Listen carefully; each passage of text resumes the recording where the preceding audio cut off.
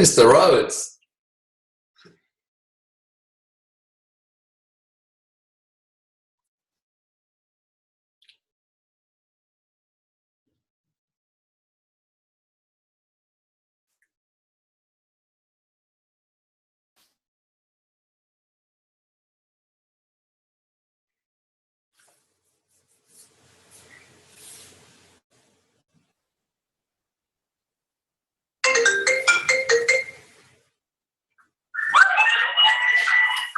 Hey there.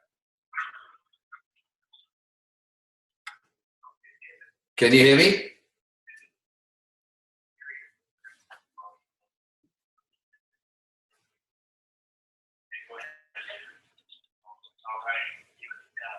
Testing 1 2 1 2 3 test. Testing 1 2. Can you guys hear that?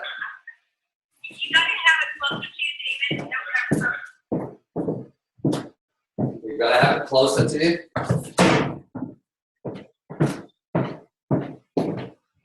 You mean I can't put this on speakerphone?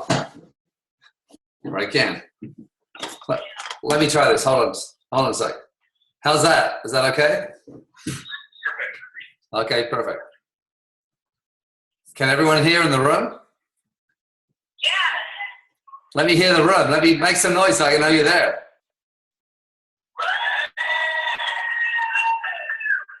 That was pathetic.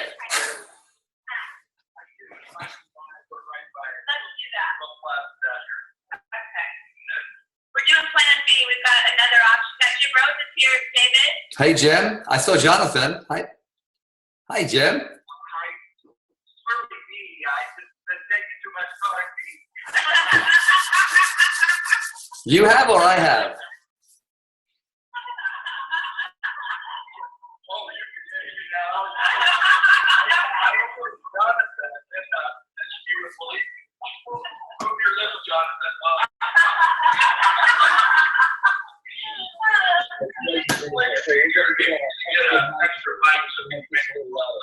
That'd be good. Go ahead. I can't hear you very well.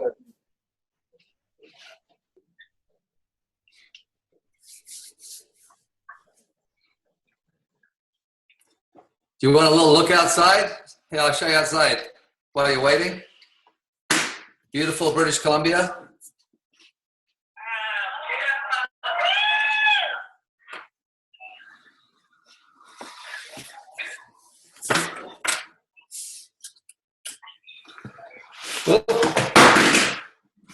That wasn't good. Did I hurt your ears? I just want to test something while you are waiting for this microphone. I just want to try this. I just want to see that you... Can you see the slide deck okay? Is that the right... Is it fitting the screen well?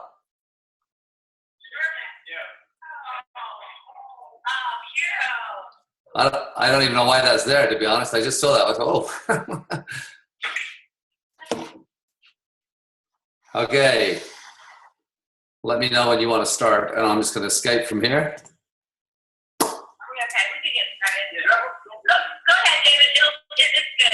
Oh, I can see the screen now. Okay, great. Well, hi, everyone. Now, I need you to do me a favor, though, before we begin. So how many of you, first of all, if you're having a great day, raise up your hand. Okay, good. And raise up your hand if you're willing to get a little bit uncomfortable in order to grow a little bit while I'm on this training with you. So raise up your hand if you're willing to get a little uncomfortable. Okay, here's what I want you to do. I want you to, everyone stand up for a second.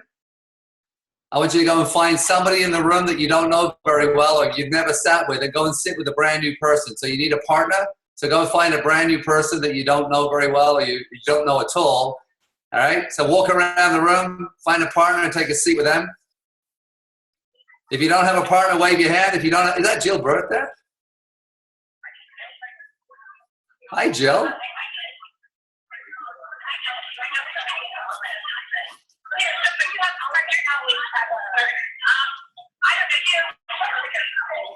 Okay, if you don't have a partner, wave your hand. If you don't have a partner, wave your hand and find one.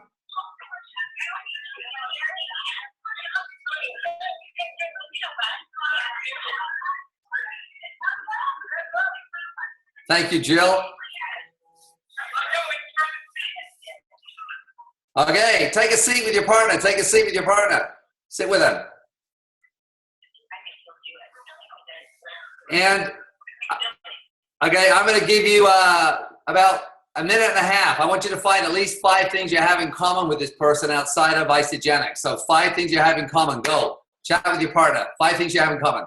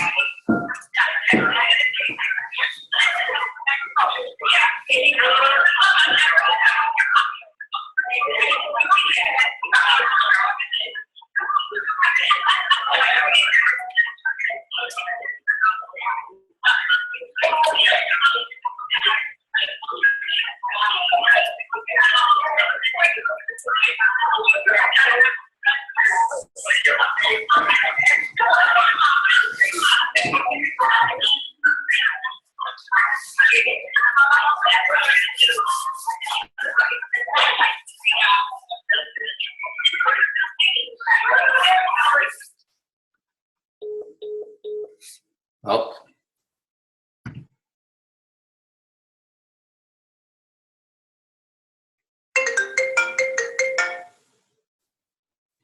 There you are. David. Yes. David. Okay. Cindy wanted me to remind you that you're speaking on conflict resolution and solution. I know exactly. Yeah, I know what I'm doing. Okay, awesome. Okay, perfect. All right, brother.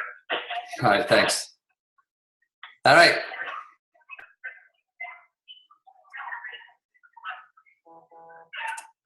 Okay, everyone, if I can get your attention. Okay. So, thank you. Now, I just want you to sort of get to meet somebody new, hopefully, and I'm going to put a PowerPoint on the screen, and I'll be sort of flicking backwards and forwards, but I have got quite a few images that I'll use today, but I also want to stay connected with you. So there'll be times where I'll be asking you to maybe talk to your partner with regards to what we're chatting about, so you can learn it on another level.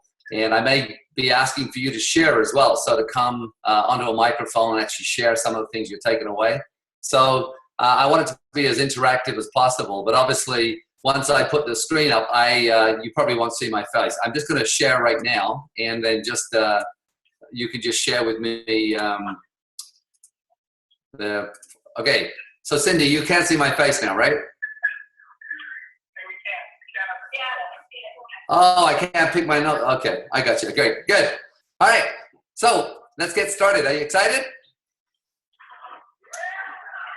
So imagine if over this next hour or so, depending on how long we're together, that you're able to learn at least one strategy that will help you in the area of conflict and conflict resolution. How many of you could get excited about this next hour? Awesome, great. And what if I was to tell you that it's not that you may have conflict with team members. It is a guarantee that as you build this business, you will have conflict from time to time with different people.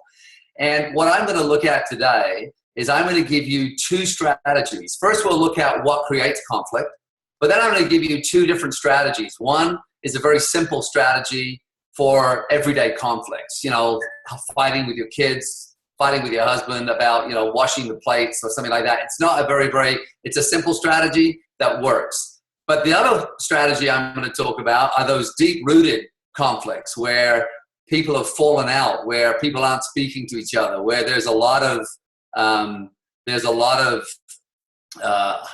you could use the word hatred, or a lot of, you know, people really are upset in a very, very deep way. That's a whole different strategy. So I'm going to go through two different strategies. I'm going to end with the strongest strategy, but I want to ask a question. Again, I can see you all. Raise up your hand if you have someone in your life right now. It could be a relative, a team member, a family member, a friend or ex-friend, somebody that you have some form of conflict with. Raise up your hand. Awesome. Look around the room. Look around the room. Hold on. Keep your hand up. Keep your hand up. Look around the room. Yes. So let's have a look into look at conflict. The larger conflicts that we see consuming the world, and I see right now, I mean, if you look at what's going on in the world, you know, you look at ISIS, you look at what's going on. I think these are simply reflections of the smaller conflicts that consume each of us each day. I think that, you know, because we let the small things fester, they get bigger, and you see what's going on. There's more wars in the world today than there ever has been in history. And if we look at the dictionary definition of the word conflict, you know, a serious disagreement or argument, typically a protracted one, right? I mean, in other words, that what happens is a lot of people don't resolve the conflict. They get into conflict and they simply avoid it. And we'll look at that. Or a dispute, quarrel, squabble, disagreement, clash, dissension, friction, strife, antagonism, dispute, feud, all these different things, right? I'm just going to check with Cindy. How's everything looking and sounding, Cindy? Great. Awesome. Okay, great. But here's the leader's definition. They're not a dictionary definition. Here's a leader's definition. And you're a leadership retreat. This is something that naturally occurs when you live and work around other people. This is something that naturally occurs. In other words, instead of going through life expecting it not to occur, this is actually something that is definitely going to occur when people are together. And the reason for that is when our wishes or desires or needs don't get met or matched with the person that we're with, we typically go into conflict. So this is really typically about our expectations and our wishes, desires, and needs not getting met. And that's where conflict occurs. And some of you know what I'm talking about. Even if you've got teenagers, you may be in conflict every day, many times a day, right? So there's an easy solution to conflict resolution. Go live in a cave. Don't speak to anybody. Don't be around anybody. And certainly don't build a network marketing business. That's one way. But, you know, if you're going to be around people, you are going to experience conflict, all right? So what we want to do is we want to step into conflict with a different energy. We want to step into it and master the art of conflict resolution, okay? So this is something, breaking news, right? It's a daily occurrence. And sadly, what I witness, I've trained almost 1 million people, I see that a lot of people in this particular area, and the reason I've written this piece for you, this particular area is one that is heartbreaking when you see families often where family members don't speak to each other anymore. And I certainly was in that category when I was younger. I had a vile relationship with my parents, and I didn't speak to them for many, many years. So I'm talking and sharing with you from somebody who's been in a lot of conflicts and now has mastered the art of conflict resolution. And I love conflict. I actually enjoy conflict now because I realize there's some great benefits, and I'll talk about those in a moment. But there's typically 3 responses to conflict, and you're going to know a couple of them. One is avoidance. Put the mask on, right? We just avoid it altogether, right? That's a very typical response to any conflict, okay? And what do you hear this with women a lot? I'm fine. I'm fine. I'm fine, right? Okay? The other way is where there's emotional or physical aggression. This is, obviously a little bit more dangerous, but that can be the case as well, right? And of course, the one that we're going to work on. Oh, my screen. please. I'm not sure why it's not doing this. Okay, hold on. There you go. Is the actual conflict resolution. Okay, so that's what we're going to work on today, and we're going to play with this. But what I mentioned a moment ago, I said hidden within the thorns of human conflict, I believe lies the seed of deeper and more authentic relationships. So what I found in my own personal life is most of my closest friends I've had some form of conflict with. And it's only my willingness to deal with the conflict once we've resolved conflict together. Once we've had a fight or a disagreement and we've resolved it, our relationship becomes stronger, more authentic, more real. You know, and so I actually, this is where my dance with conflict. That's why I enjoy it. I like it when things are heated. I like it when I'm in conflict with someone I care about, because typically we're stripping away some layers and getting into a deeper, more authentic place. Only if you're willing to go into it, right, in the way that I'm going to suggest. So this is another big piece of the whole conflict puzzle, is our experience of the entire world and every single person in it is determined by our moment-to-moment feelings and interpretations. In other words, stuff happens, and it's not really what happens, it's how we interpret what happens. It's the story that we make up around certain behaviors, certain things people do, certain things people say, and we're going to interpret something, and we are often going to be the creators of our own conflict. And you're going to see in a moment when we digress into this area or this energy, we actually have an impact on the people around us to do the same. So we experience the world then not as we are. We experience the world as we are, not as it is. So, and you know this, I mean, again, I'll use teens as an example. Actually, my teens aren't grumpy in the morning. My eldest teen can be grumpy some mornings. They're going through puberty, but I hear this a lot. People will say something like, I haven't had my coffee yet. Or you get people, I don't like mornings. I don't do mornings. I mean, so you wake up in the morning and there's one going to happen every day of your life. And some people don't like mornings, so they're grumpy. And so typically when we're grumpy, because of how we are, the world is always beautiful. And most people are beautiful, I would suggest. But if we wake up in an angry or a frustrated or whatever mood that is, then the world around us looks like that. And so we really are quite magical beings, that we can create the world we want. When we're happy and positive, we typically have happy, positive things going on. When we are negative, we often attract and see and only notice negative parts. And there's a part of the brain called the RAS, the reticular activating system. And think of it as the sorting room. And if you think that, there are 2,000 things that our conscious mind processes every second, 2,000 every second, there are billions of things that are processed by our non-conscious mind every second, billions. Like right now, your heart is beating, your cells are dividing, hair's growing on parts of your body, your kidney's doing its thing, your liver's doing. So think of the billions of things that are just occurring in your body right now that you have no awareness of. And so what happens is the reticular activating system will actually sort through the billions and billions of bits of information that are coming to us and only make us aware of the things that we think about predominantly. So it's like a little sorting room. And so, if we're a very negative person, we will see and be shown only the negative things, right? But if we have a very positive mindset, our RAS will look for in the environment around us, it will look for all the positive things and you'll notice them. And that's why two people can be standing side by side and one will be saying, wow, look at that scenery. And the other one will be saying, I think it's going to rain, right? They just have this completely different way of seeing the world. So it's really important to understand that. All right. There was a great book I read. If you like to read, this is a really fabulous book. It's called Leadership and Self-Deception, Getting Out of the Box. Raise up your hand, anyone who's read this book. Wow. One of you? Just one? Okay. So I'll leave that up there so you can photograph that. I actually cried. I actually read this book in Fiji, and it made me cry. It made me laugh.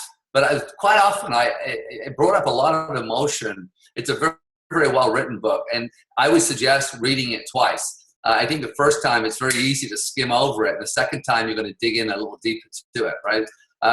But the box, this is when we start thinking about conflict, we're going to start looking at our responsibility in this. And so imagine this. I'll describe the box to you, and this is what's written about in the book. When we're in our box, so just imagine this box. Look at that man all constricted and reduced. So much like I've just spoken about, when we're in this box, we see everyone else and everything else as the problem, never ourselves. And that's a big problem if you want to live a life without conflict, because when we're in our box, we see everything as a problem, never ourselves, okay? Now, when we're in our box, and we're just going to assume in a moment you're going to figure out what I mean by the box. I understand for some of you say, what box? We'll get there. But when we're in our box, we treat people as objects, not as people just like us. So in other words, conflict comes from this area. When we're reduced into this box, we don't see people. We see objects. And I'll give you an example of that. Let's talk about road rage, right? Isn't that a great picture? So someone's driving along, and how many of you have had road rage where you've sworn, even if you haven't overtly given someone the bird like this, but if you've sworn, got angry, frustrated with another driver, raise up your hand. Be honest. Come on, be honest. All right, okay, good. Well, if we use road rage as a small example, right?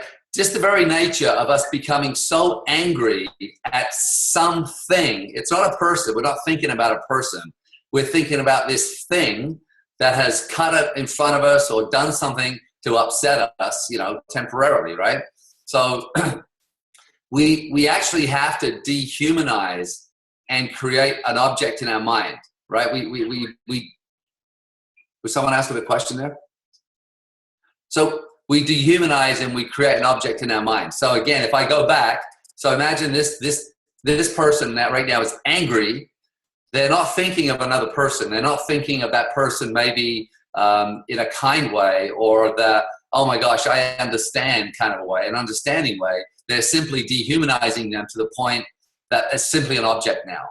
And so what would happen if that person was to see them as people? Imagine that they thought, oh yeah, they realize there's just a couple in front of them. They're in love. They're on vacation. They're a little bit lost. They're chatting. They're distracted.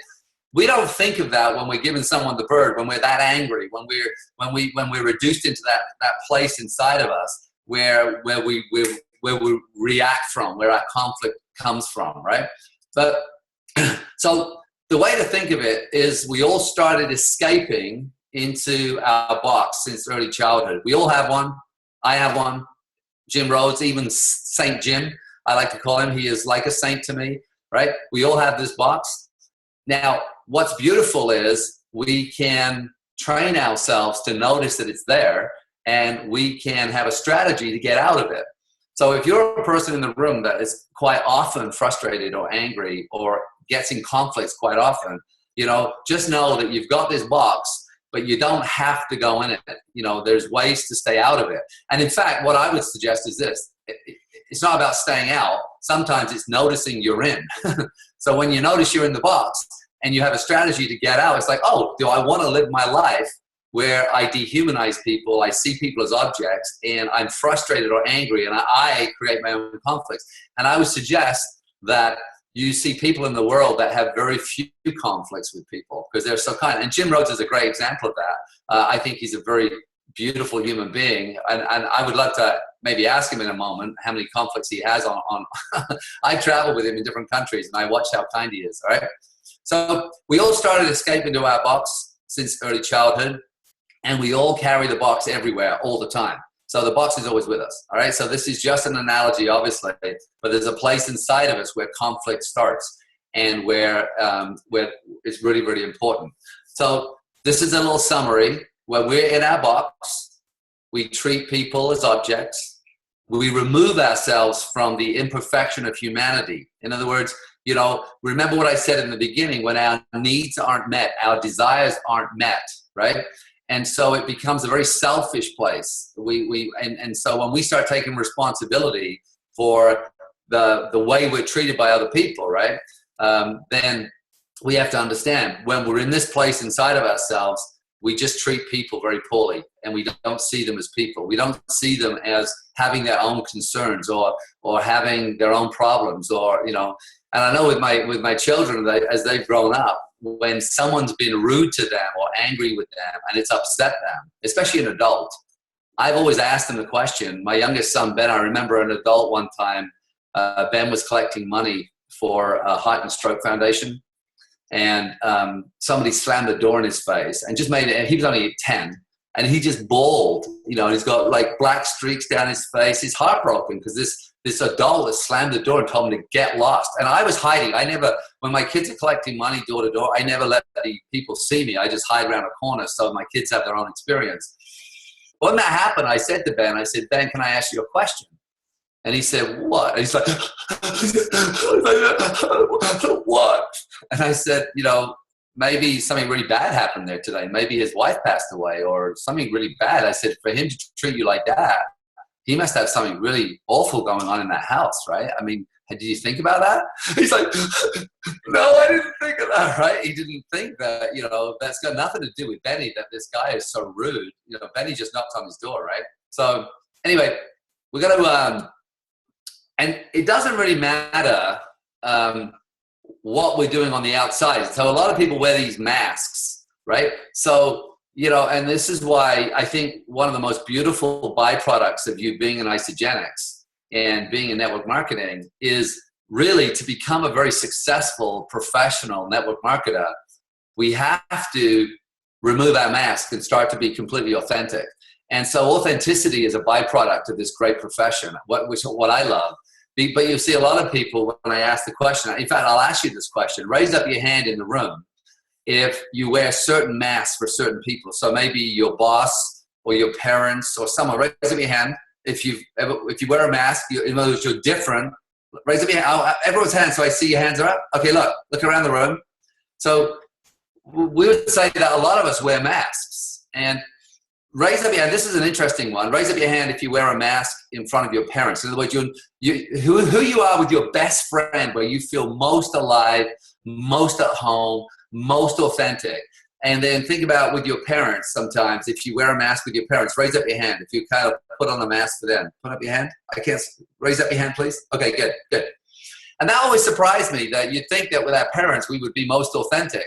But because of the expectations parents have on children, and because a child grows up often feeling not enough, they'll often wear masks to please them. And I know that, you know, it's very common, right? Sorry, I'm just trying to click my technology here. And so people respond primarily to how we're feeling about them on the inside. This is a big thing for network marketers. This is why congruency, which is our inside and our outside match, is so important.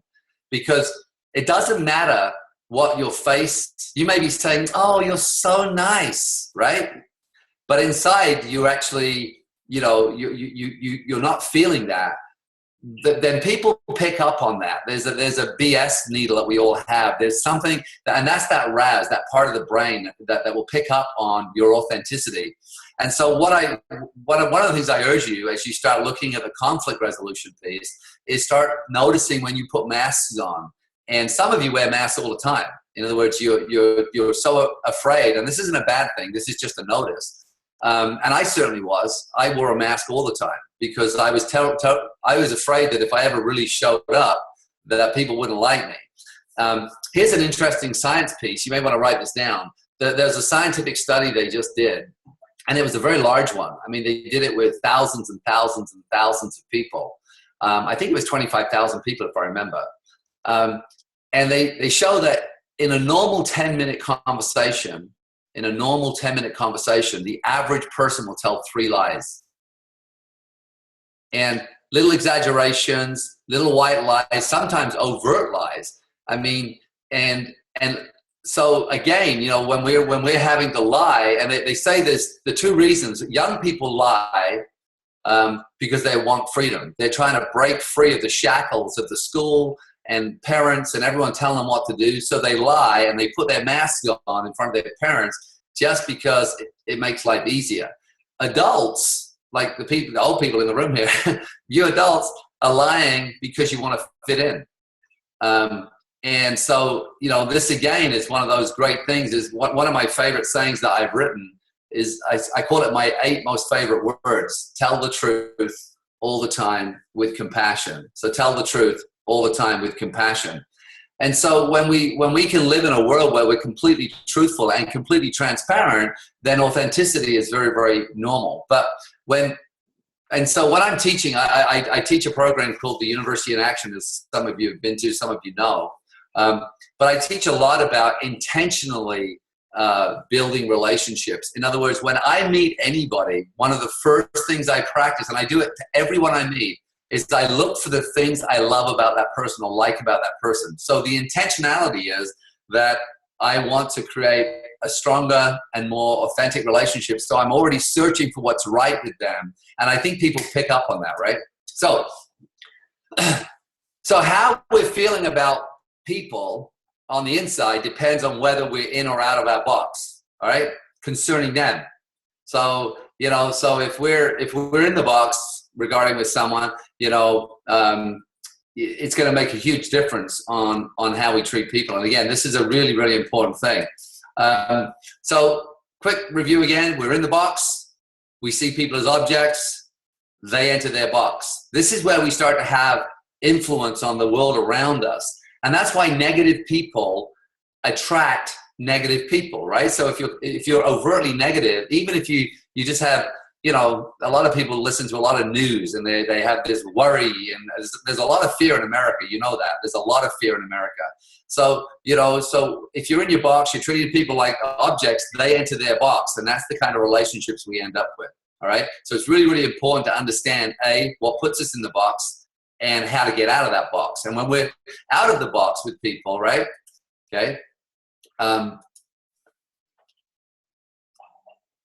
okay, so this is exactly what I just said. In her box, treat someone as an object, they go into their box, right?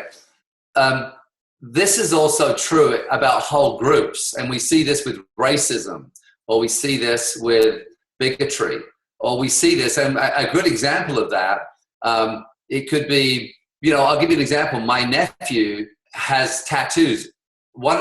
Half his face is tattooed, his whole head is tattooed, and his whole body. He's a tattoo artist, and he wears earrings, and he's got piercings. So a lot of people would be completely in the box with him when they saw him. In other words, they're going to judge him based on how he looks, right? And we can do that with youth, you know, with their pants hanging down around their ass, right? A lot of us will have judgment in that way. What I can tell you is my nephew is one of the kindest, sweetest, most beautiful, hardworking, talented kids. He just happens to look like that. But it's very, very easy for us to have judgment and treat a whole group of people a certain way. If they look a certain way or they sound a certain way. And again, especially if we don't understand them. A good example would be Hitler. Think of Hitler had to dehumanize an entire race of people. So 4 million people were killed because Hitler was in his box about this group, right? He had to dehumanize them, right? So, and we can only hate once we're in our box. And this is really an important distinction. So I don't even like using that. I find that to be one of the most offensive words. I mean, I have a potty mouth, so I do swear a lot. But the word hate, I don't even like saying. There's something about this word, it rubs me so deeply the wrong way. I can dislike something, but to hate something, and again, noticing if you use this word a lot, oh, I hate that, right? Or I hate that food, or whatever it is, right? Just notice what happens when you're using that language. When we look at Hitler's story, though, we notice that his father was incredibly aggressive and very domineering. And we realize that as a young boy, he had lots of dreams and goals. He wanted to be an artist, right? And he was a very small man, very slight man, and his dreams and goals were ridiculed. And so, you know, you can start seeing that he lived in a box, and he started to blame. And that's what happens when we're in a box. We blame, we justify, we complain a lot. And so if you're complaining a lot or justifying a lot or blaming a lot, often it's because you're in the box, right? And so we see then we can be this way with an individual, and we can be this way with a group, okay? So I want you to do me a favor real quick, because I talked a lot. I'm going to go into what drives us in, or how to get in and out of the box. Sorry about this.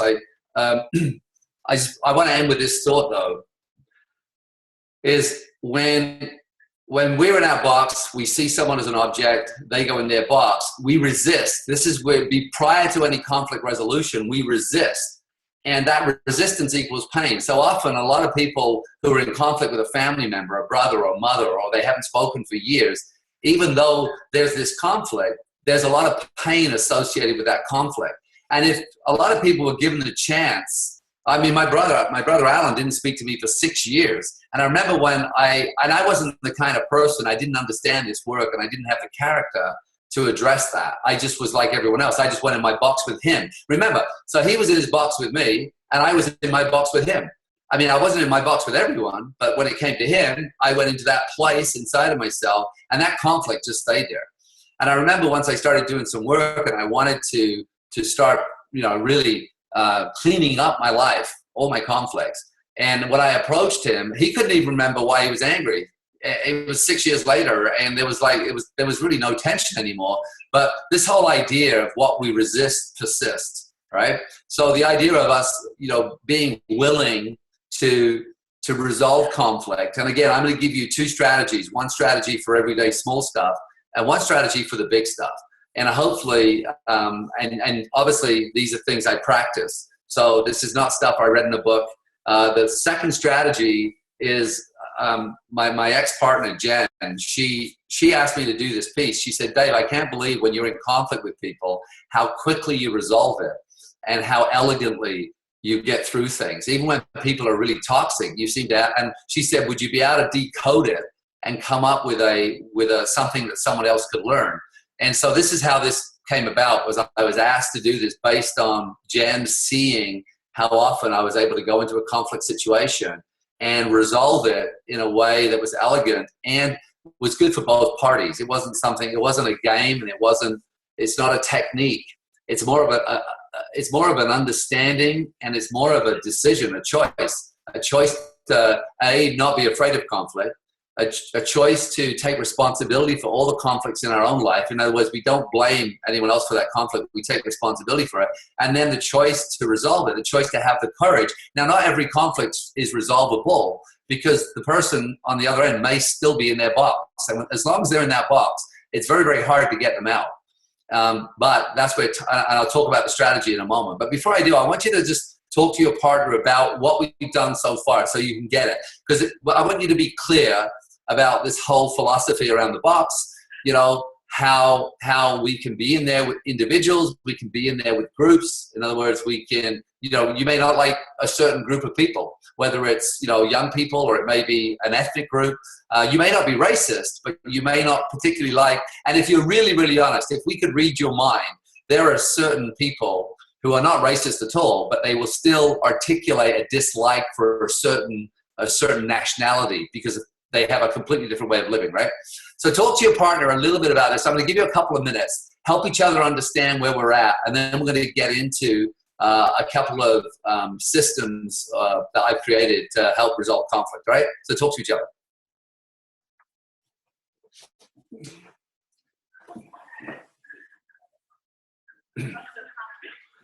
I'm just going to get a glass of water. I'm not going anywhere.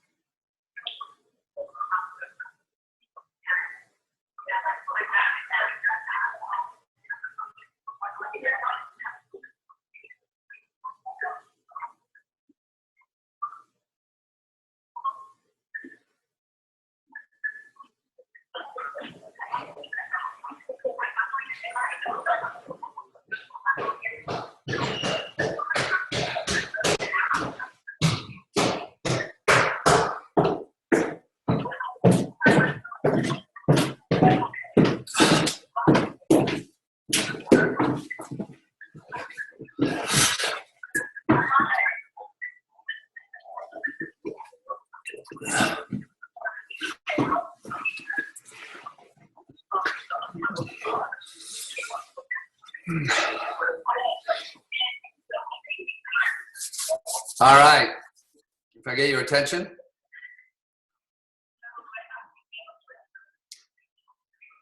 Hands up. Thank you. Now, I don't know if I can hear anyone. Is there anyone like to share anything? Anything coming up for you? Is there anyone would like to share?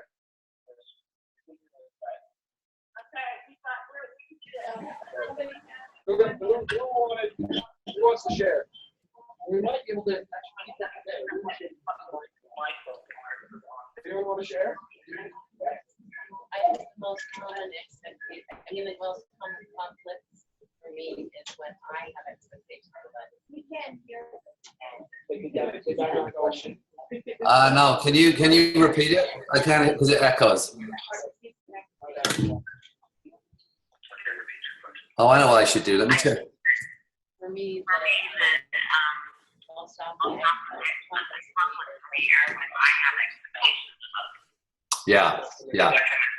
Yeah, I got that. Yeah, awesome. Yeah, there's a great book by William Whitecloud called The Magician's Way, and it is in the book they talk about expectations of the enemy, detachment is the ally. But it's really a great read if you want to read a fabulous book. So William Whitecloud, The Magician's Way, but it talks a lot about expectations, and expectations truly are a great birthing place of a lot of conflict in our lives, right? Anybody else want to comment, share, question? Anybody else have questions? Come on up front over here. Come up like come on up. Come on over. Hi, David. Hey. So, it's interesting. You put Hitler up because my daughter just recently were having a conversation and she said, Mom, how could so many people follow Hitler? They just asked me this question a week ago. And so, like you said, like attracts like. So we were having a conversation to have it, and you doing this is amazing because it's like, how do we peel off those ideas or those, how do we follow people? I say that's why we go within ourselves and work out what we would love to do, and then therefore find a role model and follow. Yeah. Well, yeah, when you look at gangs, kids following gangs because they want to fit in.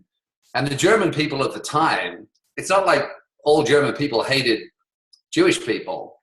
And if you've ever been to a concentration camp, I remember I went to the Holocaust Museum in Israel and I cried for an hour. It was just so overwhelming how horrific how these people were treated. But, the people of Germany at the time, it wasn't that they were all, but they all went into their box in regards to this group of people. And they started to just move along with the group. And this is where that group dynamics, one of the lucky things, I always say one of the most fortunate things that ever happened to me in my life was I left England by accident and I never went back, because all the people I knew were doing drugs. All the people I knew were getting drunk. And that's all I knew. I didn't know. And they were all broke and cheating the government. I was in a very, very dark place. But everyone was. So when we were around each other, we were all in our box in some way. I didn't know there was a world out here like this. I didn't realize I could have whatever I wanted. No one ever told me I could be wealthy. No one ever told me I could be as happy as I want to be, right? So it's really interesting that this, environment is definitely stronger than willpower. And that's why when you're around people who are always in their boxes, if you're around people that are always in judgment, or that are constantly talking poorly about other people, that's a really, that can start to wear on you to the point where without knowing it, when you're around them, you just go into that box with them and you start seeing the world through that lens. So it's a very, I'm glad that your daughter spoke to you about that, because I think it's a really important question. But the question is, and I think we all do it. There are people that, I watch people do this all the time. They hang around with people they don't really like, and they just do it because they don't have other choices, but they'll talk about them behind their back. I always say this when it comes to gossip, and I'll talk about this a little bit later. When people gossip to you, before long, they'll be gossiping about you. So whenever anyone comes to me and tries to share something about someone, I always stop them and say, have you spoken to them? Would you like me to help you do that? Would you like me to be the bridge for you to tell them that yourself? but I'd rather you don't tell me, right? I don't let, unless it's helpful. In other words, if someone's telling me something because their intention is to help somebody, then I get it. And I'm always open to that conversation. Is this to help them? If it's to resolve something, great. But if it's gossip, if it's negative in any way, I just won't let people talk to me about it. And it's a real discipline, and it will change a lot of your life because those people, when they realize they can't come to you with the gossip, they won't come to you at all. They'll probably stop hanging around with you, or they'll start seeing and changing their language around you. You're going to have an influence on their language. And this is really important, that we will create the world around us. Remember, we see the world as we are, and the world treats us the same way that we treat it. So if we're an ass, we're going to get treated like an ass by most people, right? Anyway, so let's move on. Was there anyone else? Comment, thought, question, or should we just move on? Hello. Come on up. Hi, David. Hey. Mine's actually kind of personal. You didn't speak with your brother for 6 years. Mine is with my son. In May this year, it will be 2 years that I've spoken with him. I just got to a point where I could no longer allow myself in his life because I couldn't handle the emotional abuse. I had to set boundaries and had to make the choice to walk away. And in doing that, I'm missing out on the life of my 2 granddaughters. And I really, quite honestly, do not know what to do with that. Well, let's talk about that at the end. When I've given you the second solution, this is a big one. Watch this, just to give you some clarity. Raise up your hand, anyone in the room who has some form of conflict with a family member, a grandparent, parent, child, nephew, niece. Raise up your hand. Look around the room. Now, the lady that was just asking, look around the room. Look around the room, everyone. This is one of the great big sources of pain in a lot of people's lives. And my second strategy is the one, I was in conflict with all my family. My mom, this is in the old days when I used that word. I hated her with every fiber of my being. And so I just want to say is maybe once we go through the second strategy, we'll revisit that and see if, with your brother or your son, maybe there's something we can do there. All right. So how do we enter the box? Well, first off, when I betray myself by failing to do what I know that I should do for another person, I enter the box of self-deception, right? So there's times where you should do something and you just simply don't bother. You just don't. You're just either too selfish in that moment. And again, this one may be harder to understand right now and easier to understand by the end. And I love the way betrayal, like when we kind of know, we know that we could do something for someone. I should do it for a person, right? But I'm just not gonna, right? But you could, and you know that if you did, it would be a kindness, let's say. I love the word kind. Kind is one of my favorite words, but kindness it's just a beautiful way to see it. How am I able to be kinder more often to everyone around me at all times, right? And so, I'll give you an example of that. This wasn't something I should have done, but I thought about it. So I'm driving along. I see a group of people on the side of the road, all young, and there's this one older woman that was obviously a part of their group who was taking a photo. And what went through my head was, because she couldn't do a selfie, it was too big a group. And I thought, I bet she'd like to be in the photo. So I just pulled over the side of the road. I jumped out the car and I said, hey, would you like me to take that photo for you? She said, oh my God, would you? And I took like 10 photos. I did all these crazy shots. She was so happy. But that's a moment where, because I thought it, I didn't have to do it. She would never have known. But there was that moment of understanding where I could do a kindness to someone. And I think what often happens is we have these moments, we could help someone. We could open a door for someone. We could, when it comes to family members, we could do a kindness. I'll give an example. So Jen or I, when we were living together, every single night, whoever went to the bathroom first would put toothpaste on the other one's toothbrush. Small little act. Now, if you've had a fight one day, but that may seem like that's just a kindness. That's a kindness you can do, okay? So, all right, so first of all, when you betray yourself by failing to do what you should, you enter the box of self-deception. This is another one. When I start to justify myself, seeing myself as a victim, as hardworking or important, fair, generous, as a good husband, a good father. And, you know, this happens a lot with kids. You know, do you realize what I sacrificed for you, young man? You know, right? Okay. But when we start to justify ourselves and we start seeing ourselves as victimized by people around us, we enter the box. It pushes us into the box, right? When we start to see the other person as the problem, lazy, inconsiderate, unappreciative, insensitive, unfair. This is why there's a lot of conflict between parents and children, right? Because you can see these two forces often show up in a parent child situation, and I've certainly seen it with my own children. And this is the other one, which is a big one, is when you inflate other people's faults and your own virtue. Justifying yourself and blaming the other person. Again, you can see that we start to be the creators of the box, and just through our mindset, right? And instead of taking responsibility, we start to. And I always say there's a great homework if you want to try it is, and you may want to write this down, is go 30 days. So a 30-day challenge. Let's call it a challenge. 30-day challenge. Don't justify anything. Don't blame anyone, and don't complain about anything. So in other words, if you're late for work, you wouldn't say, oh gosh, it was the traffic, right? You'd simply say, hey, sorry, I'm late. I should have left earlier. So a justification is where we try to minimize the truth with the ability, you know what justification is, but that's a great example because I often hear the lie I'm about to tell before I tell the truth. In other words, I told this to my son the other day. I said, since I learned how to tell the truth, I still hear the lie first. In other words, if I am late for something, I can hear my mind searching for a little lie to soften the blow, let's say. So if I'm late for a meeting, right? Instead of just saying, hey, you know, guys, I should have got up early. I didn't, you know, my bad. And my favorite word actually is my bad, even when it's not my fault, because then it stops it right now. I don't have to justify anything. I don't have to complain about anything. I don't have to blame anyone. I just say my bad. Even if I know it's someone else's fault, it just makes life simpler. Everyone say that out loud. Say my bad. See? So you got stuff going on. It's just, hey, my bad.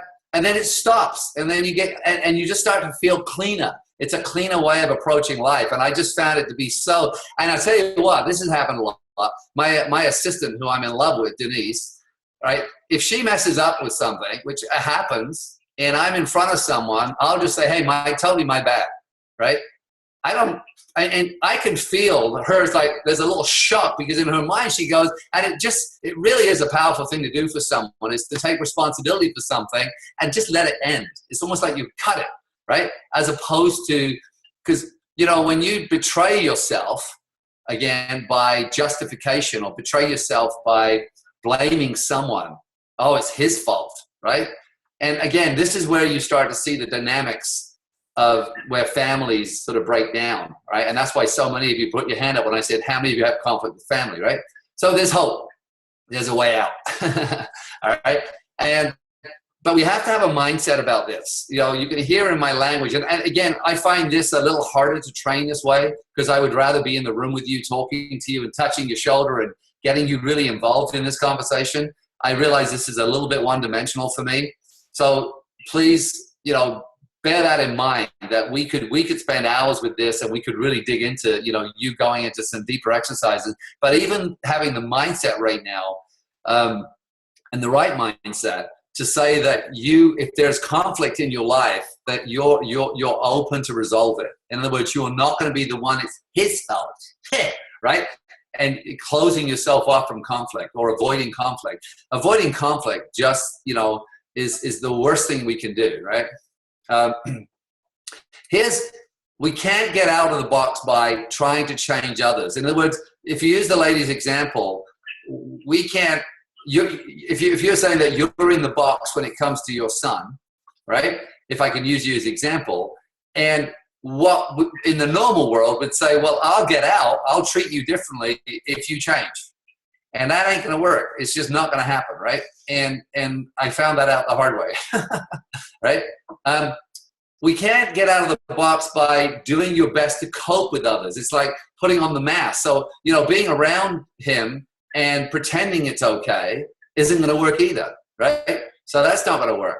So you can't do it by leaving. So in other words, we can't resolve conflict by avoiding it. We're just saying, well, I'm just going to avoid him altogether, right? Because then what we talked about is you just talked about you're missing out on your 2 grandchildren and you're missing out. And so that resistance is causing pain, and that pain is real.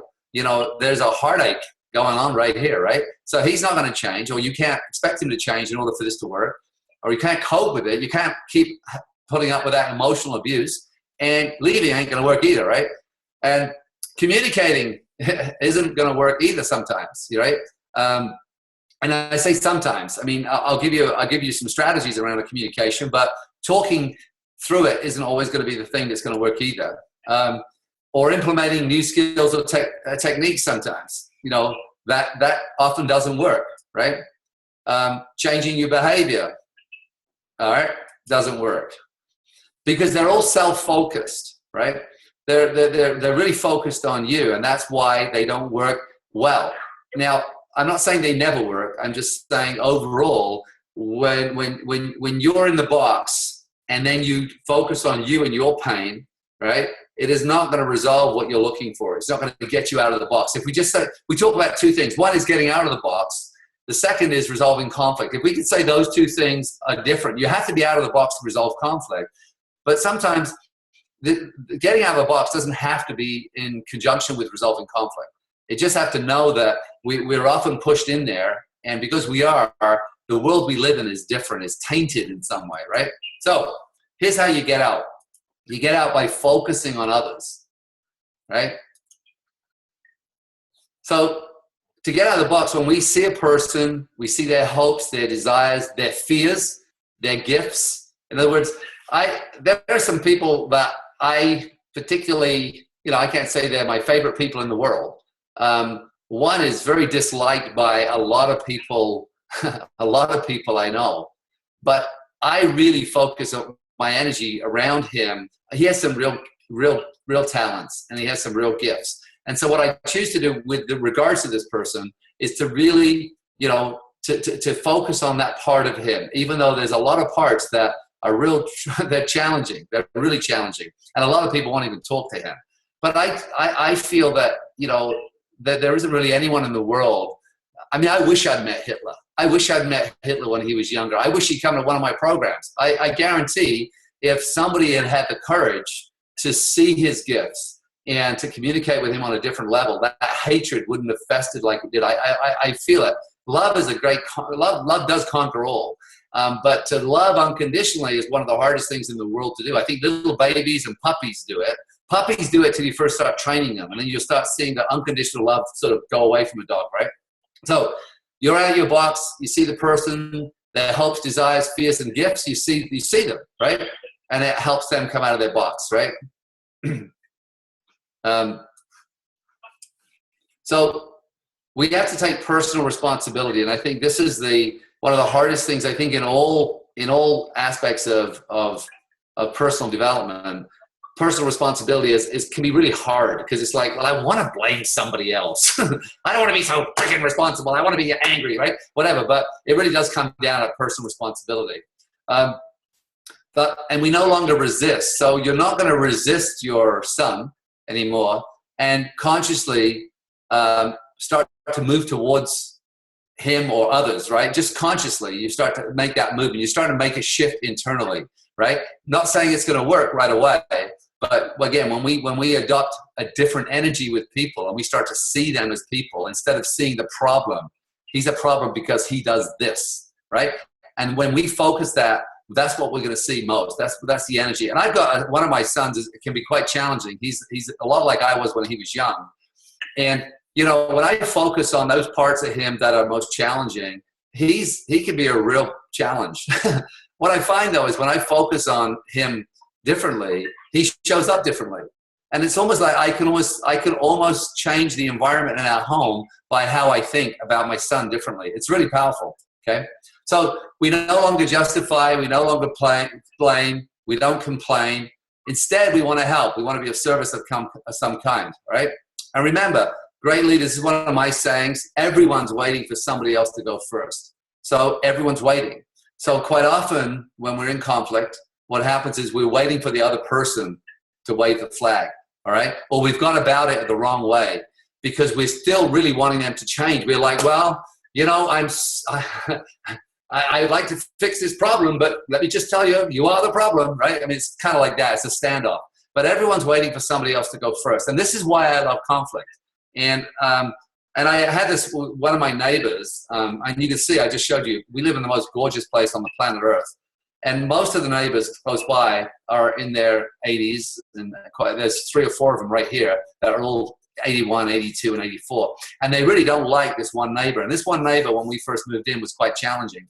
And, you know, he came over because we renovated this whole place and we ripped the roof off. So we had for almost 8 months, like trucks and sometimes 30 trucks outside, you know, noise, dust, dirt. And so he was angry a lot. And, you know, I never saw him, but he swore a few times at Jan, and he was like, you know, dropping the F-bomb. But I just remember when I decided that I wanted to have a relationship with my neighbor, how quickly, once I took responsibility, and once I went first, how quickly we become friends. And, you know, again, these strategies really do work, and they work quickly, right? So here we go. Here's the daily conflict. This is the small stuff. Here's one strategy. So we use the word leaders, and I've used the acronym leaders on both of them. So you can have an easy way to remember some of the steps, all right?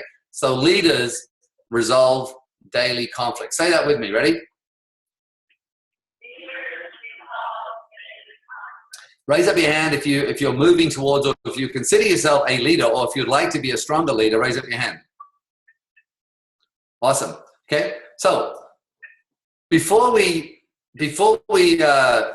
get into this strategy, we're going to go to 2 strategies now. They're both using the word leaders, L-E-A-D-E-R-S. So I'm using the same acronym for both. I just want you to have a moment with your partner again. Just talk about some of the stuff since our last little conversation together. Just talk about some of the stuff I've just gone through, okay? And especially along the line of blame, justify, complain, you know, because it's so incredible, like justification especially, because it's so subtle. But when we justify anything, we take away our own power. You know, when we complain about things, it erodes the very power center of our heart, and it just makes things harder. Life's harder when we complain. Life's harder when we blame, and life's harder when we justify. So I want you to just talk to your partner a little bit about yourself, maybe this 30-day challenge. What do you think it would be like if it's like, hey, my bad, everything stops right here. You take personal responsibility. You don't mind. You don't have to justify yourself to other people. You don't have to blame things. You just get into this really power-centered life where the buck always stops here, whether it's your buck or not, just because then life moves forward more easily. It's not so confined, right? So I just want you to talk to your partner a little bit about that. Off you go.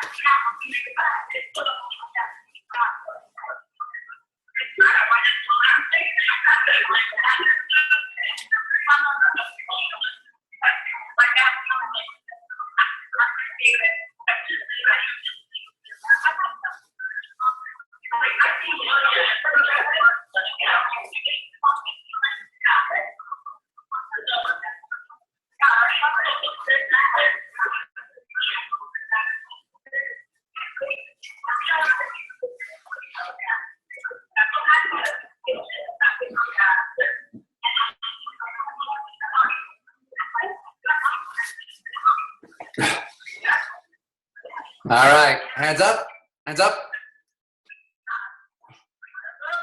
hands up.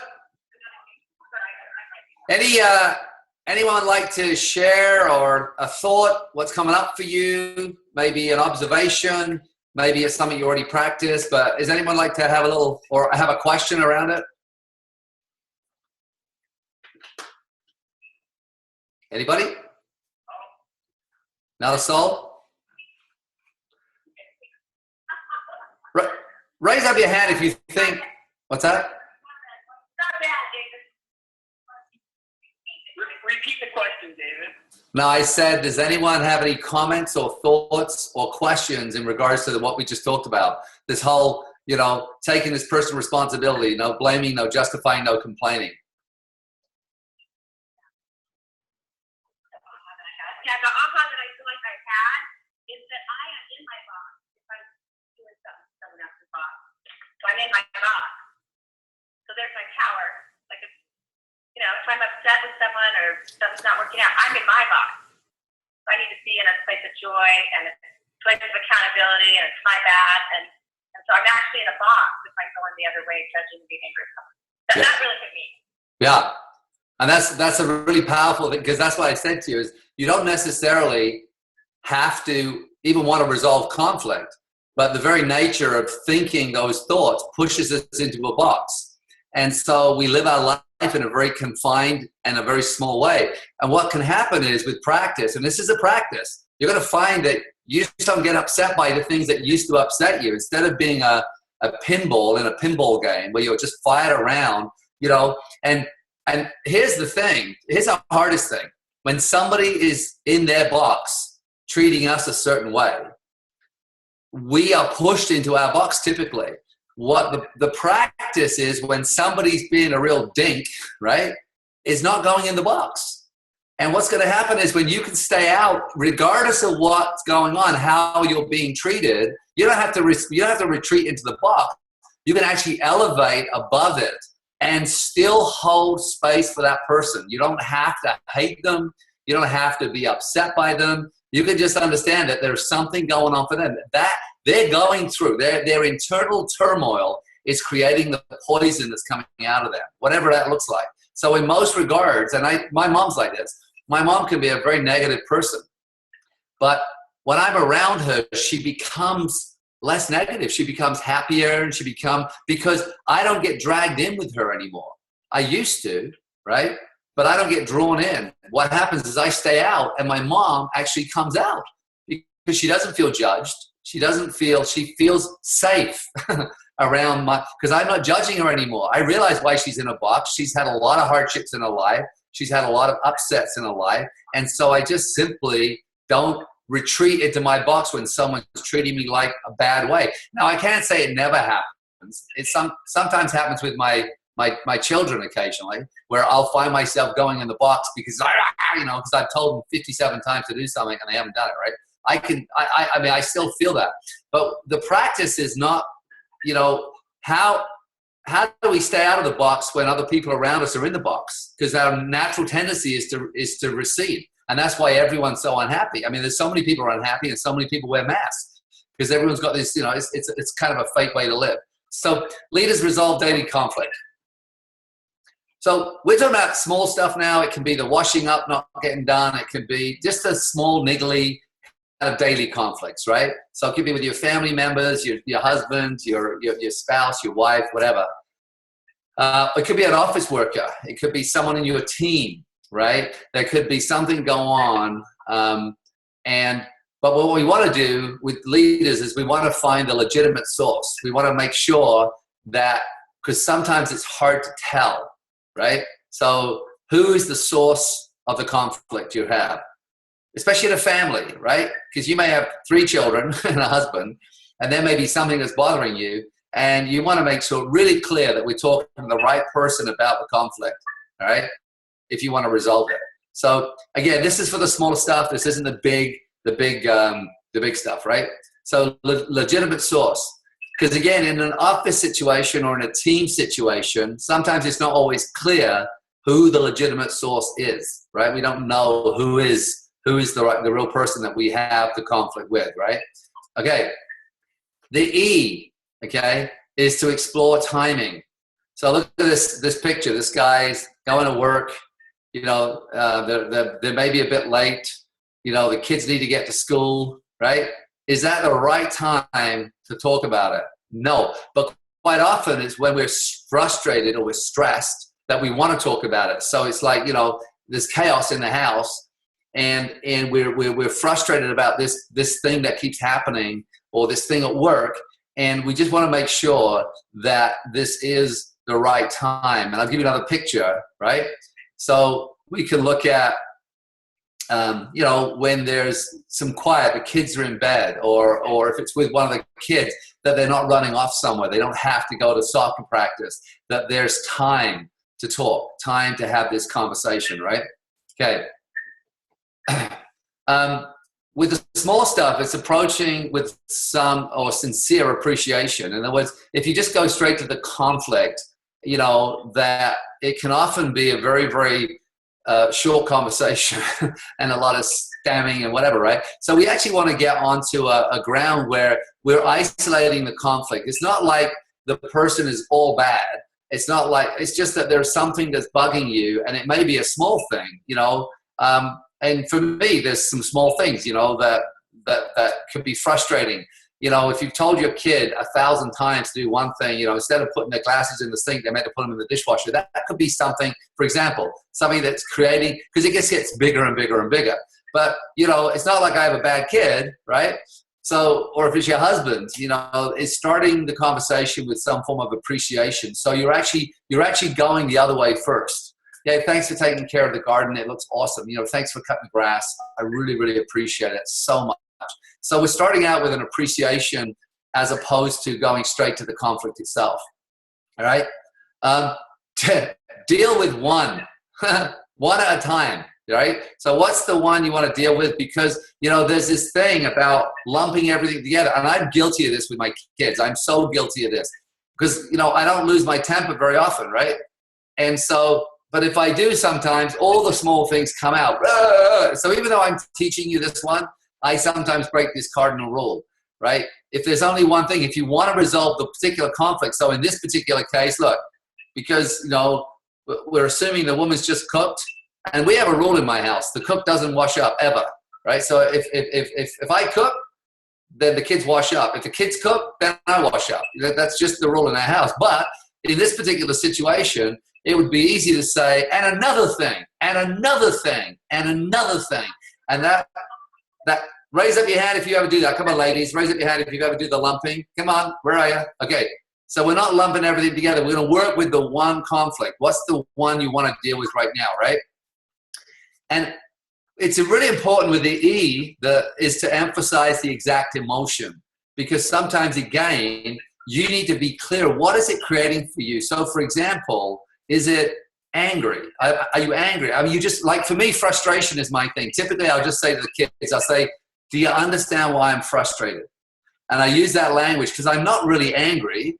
I'm not really upset with them. I don't dislike them. I'm just frustrated because, you know, I'm busy as well, right? I have a life, and it would be great if they pull their weight, you know. But am I sad? You know, do I feel underappreciated? Am I jealous? You know, if it's in that kind of relationship, it's really important to isolate the exact emotion, okay? And then resolve the need. So we want to get to the R, resolve the need. And because what do you need? You see what's happening right here, right? We got the people are helping with the washing up now, right? So remember, the word conflict in the human definition is when our wishes, desires, and needs don't get met or matched with someone else, you go into conflict. So we need to let them know, what is it we need, right? So what do I want? Do I need space? Do I need support? Do I need a vacation? Do I need help? Do I need me time? What's the need? Do I need us time? A lot of, you know, especially network marketers, you're going to find you may go in a conflict and you just may need time together, you know, so without the phone, without a meeting, so maybe it's date night. That's what you're looking for. So I'm feeling really, I'm feeling overwhelmed, and because, you know, and we're not spending time together. What I'm really looking for is that we can maybe have a date night one night a week where we leave the phones at home, we get a babysitter, and we just spend time together, right? So this is that everyday stuff.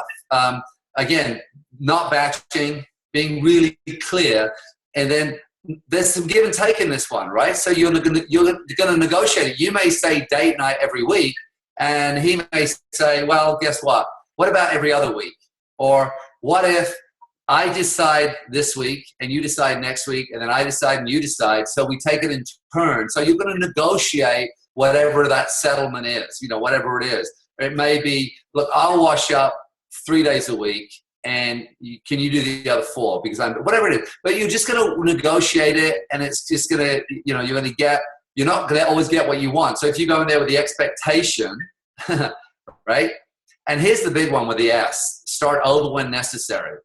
Because especially these things can keep happening. So, you have all these intentions, you sit down, you isolate what's going on, you know the person, you tell them how you're feeling, you tell them what you're needing, and they agree, you negotiate it, you say yeah, and then they forget because they're in the behavior or the habit of not doing it. So don't be afraid to sit down at that same table a few times, and don't go there with anger. You're going to go there with the idea that sometimes it takes a few conversations for that to be resolved, right? And remember, conflict cannot survive without your participation. Conflict cannot survive without your participation, right? So, so here's what I want you to do. Talk to your partner about this particular little template. So this is a template. We know who did it. We make sure the timing's correct. We approach with appreciation. We deal with only one behavior. Let's just do one thing. We don't have to batch everything together. I'm not saying you can't address something else another day, but let's just address the one that's the most frustrating or the one that's creating the most pain for you. Emphasize exactly what you're feeling. Are you angry? Are you sad? Do you feel underappreciated? Emphasize and resolve the need, and negotiate that need. What do you need? I just need help. I need support, even 1 day a week. I need us to find a babysitter. I need, we need to get a cleaner to come in because I can't cope, right? And then remember that it may take a few visits to the same conflict table to get that one done because you've negotiated it and there's an energy of working together, it's easy to forget, all right? So talk to your partner about this particular little system here and see what you think.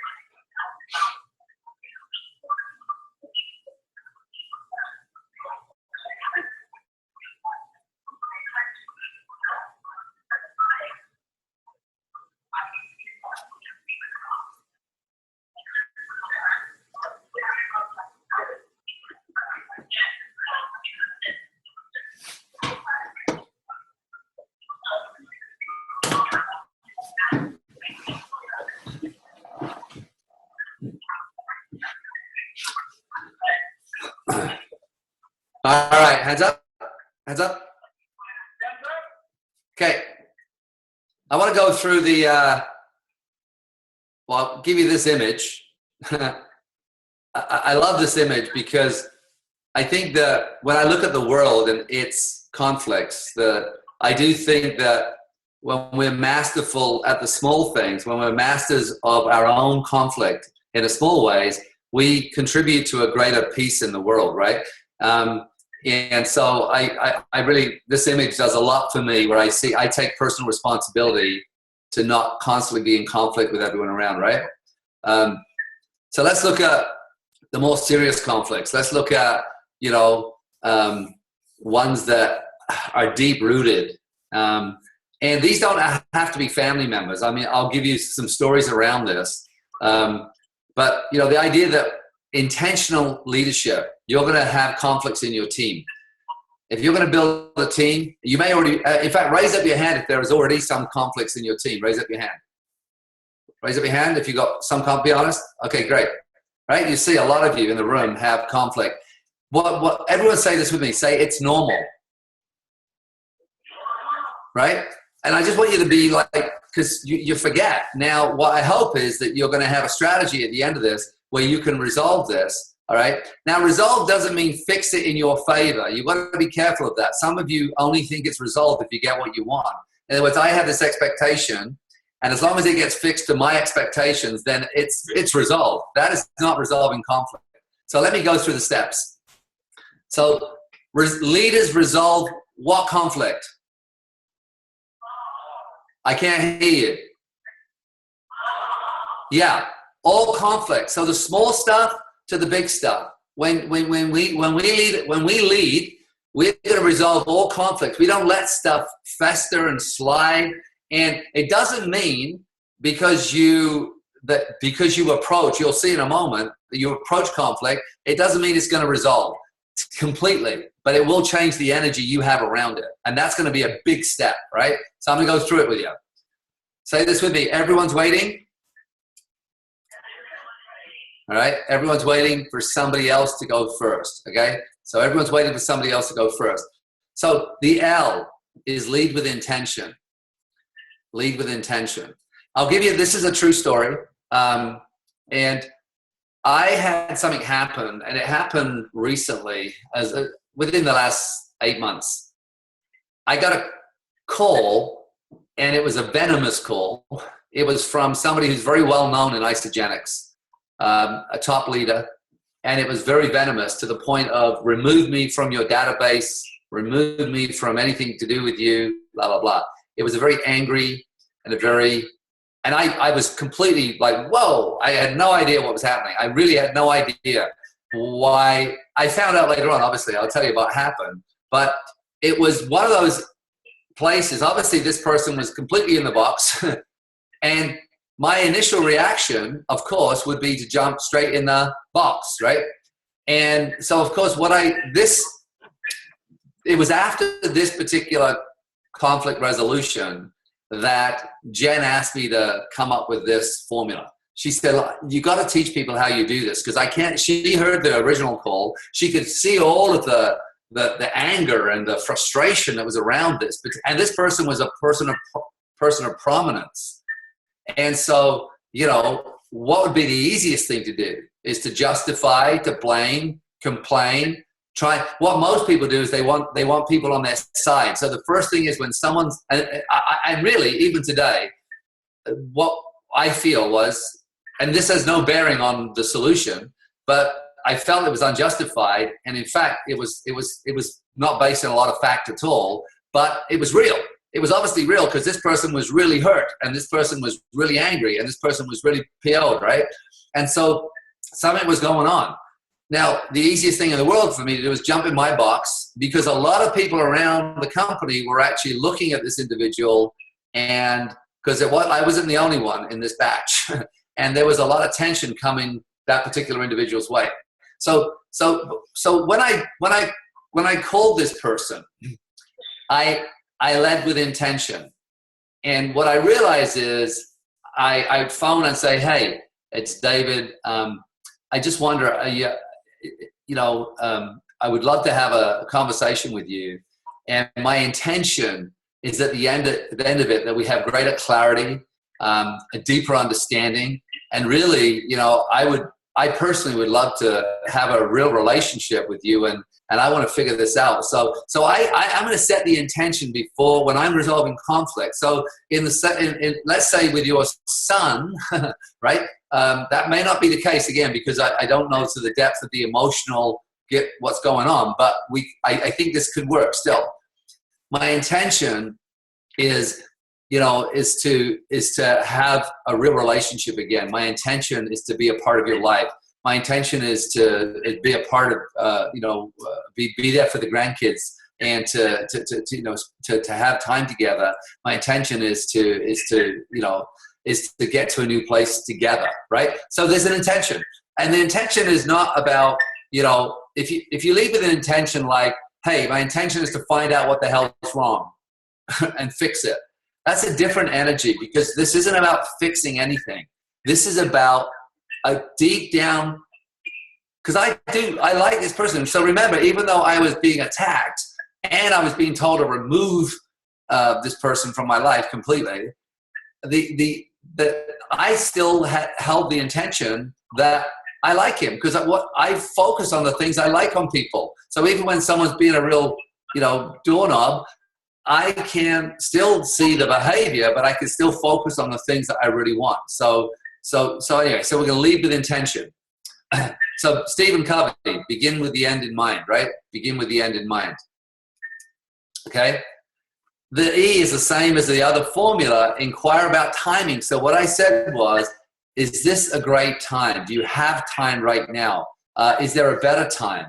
Now, this is so important, because when it comes to deep-seated anger or people who don't like each other and there really is a problem, this isn't about, do you have an hour right now? This could be, is this a good time? And they may say, no, I'm just not ready.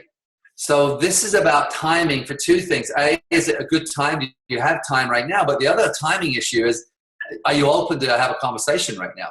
Now, in this particular case, the gentleman said yes, but he could have said, no, I don't want to talk about it. So then you'll see that this formula should wait right here, because I still have the intention.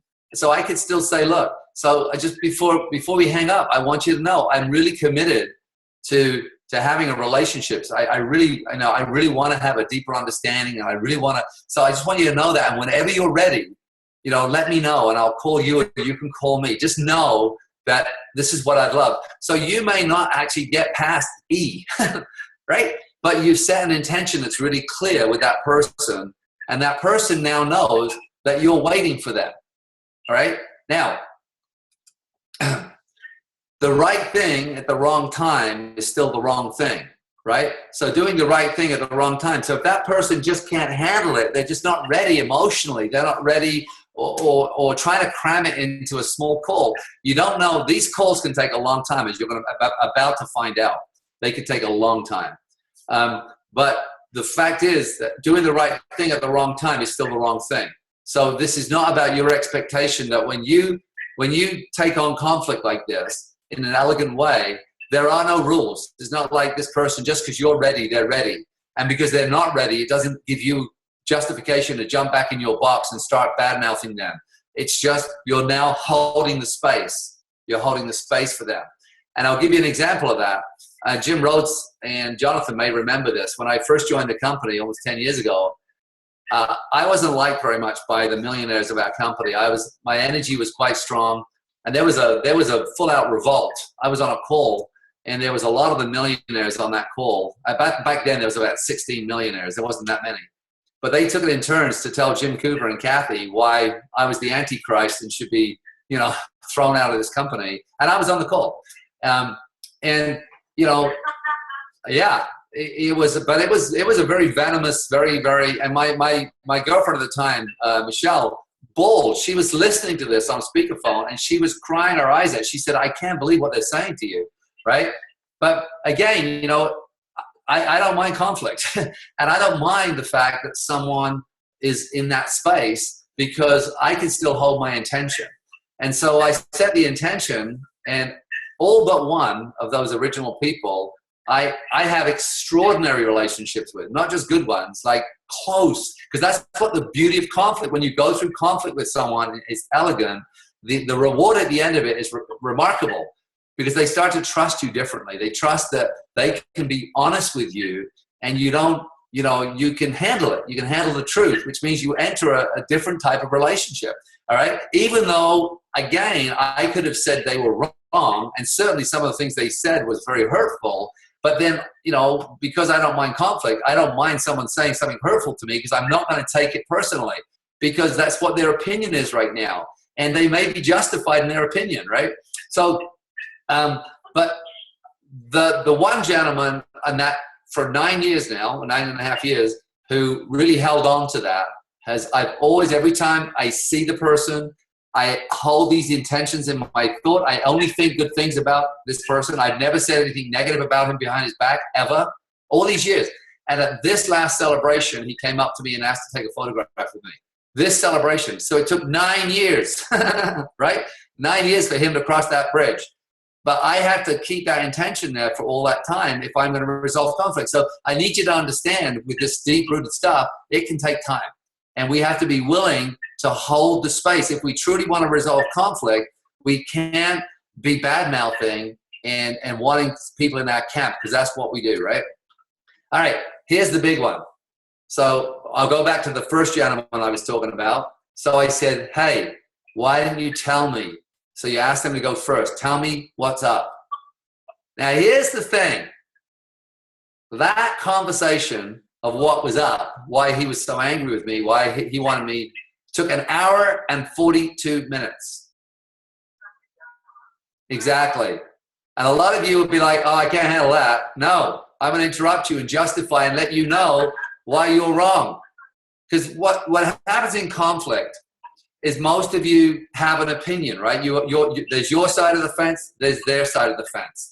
And when you're on your side of the fence, as soon as they start talking, you hear the first thing that you think is wrong, or they've got that isn't what happened at all, or whatever. That is not what you do.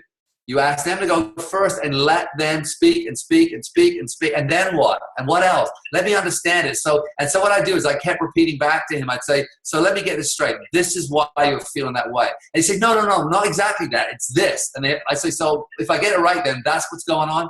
Well, kind of, but there's this other thing. Okay, what's the other thing? And so without any, because look at the D. If I go to the D, right? Well, first, hold on. Let's do the Dalai Lama. It is under the greatest adversity that there exists the greatest potential for doing good, both for oneself and for others. This is so beautiful, is that it's in conflict, again, that I feel, that's why I love it. I love conflict. I love to be in conflict with people. Not that I go and make it, but when someone's in conflict with me, I have, without doubt, every conflict that I've ever resolved, I have a better relationship than I did before the conflict. Every single one, without a question. Without question. But the other thing is, if I don't keep jumping in my box all the time, if I don't make everything about me, right? Remember, to get out of the box, you can't, or stay in the box, you're going to be you focused. It's all about what happened to you. You don't understand. I feel victimized. I feel misunderstood. It's not about you. If you want to be a great person of resolving conflict, then it's about other people, which means you can hold the space without having to be right. I didn't know. And you know what? Once I understood this guy's story and I understood why he was angry, I got it. I understood, right? So here's what the D is. Don't interrupt. And I promise you, especially you ladies, sometimes you want to let people know what you know before they finish, right? Don't interrupt at all. Just keep asking, even when they're wrong, because they're going to say something that's so out of sorts with you.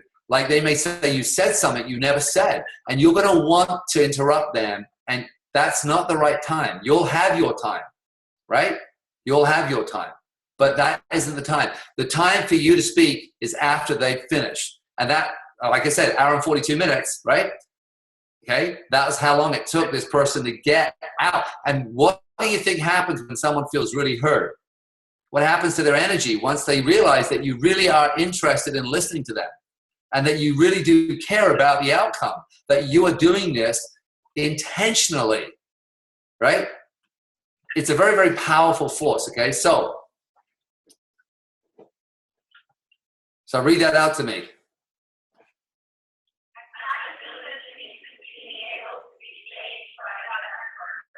Think about those words. Actively listening is the ability to be changed by the other person. And this is the biggest difference with someone who can resolve conflict to someone who can't. If I am willing to be changed, and that's why I don't interrupt, that's why I keep listening. And guess what? He did change my perspective completely, because I was able to truly understand his world and why he was so angry and upset. And he really wasn't angry and upset at me. I was the target of that anger and upset because of what he thought was happening, right?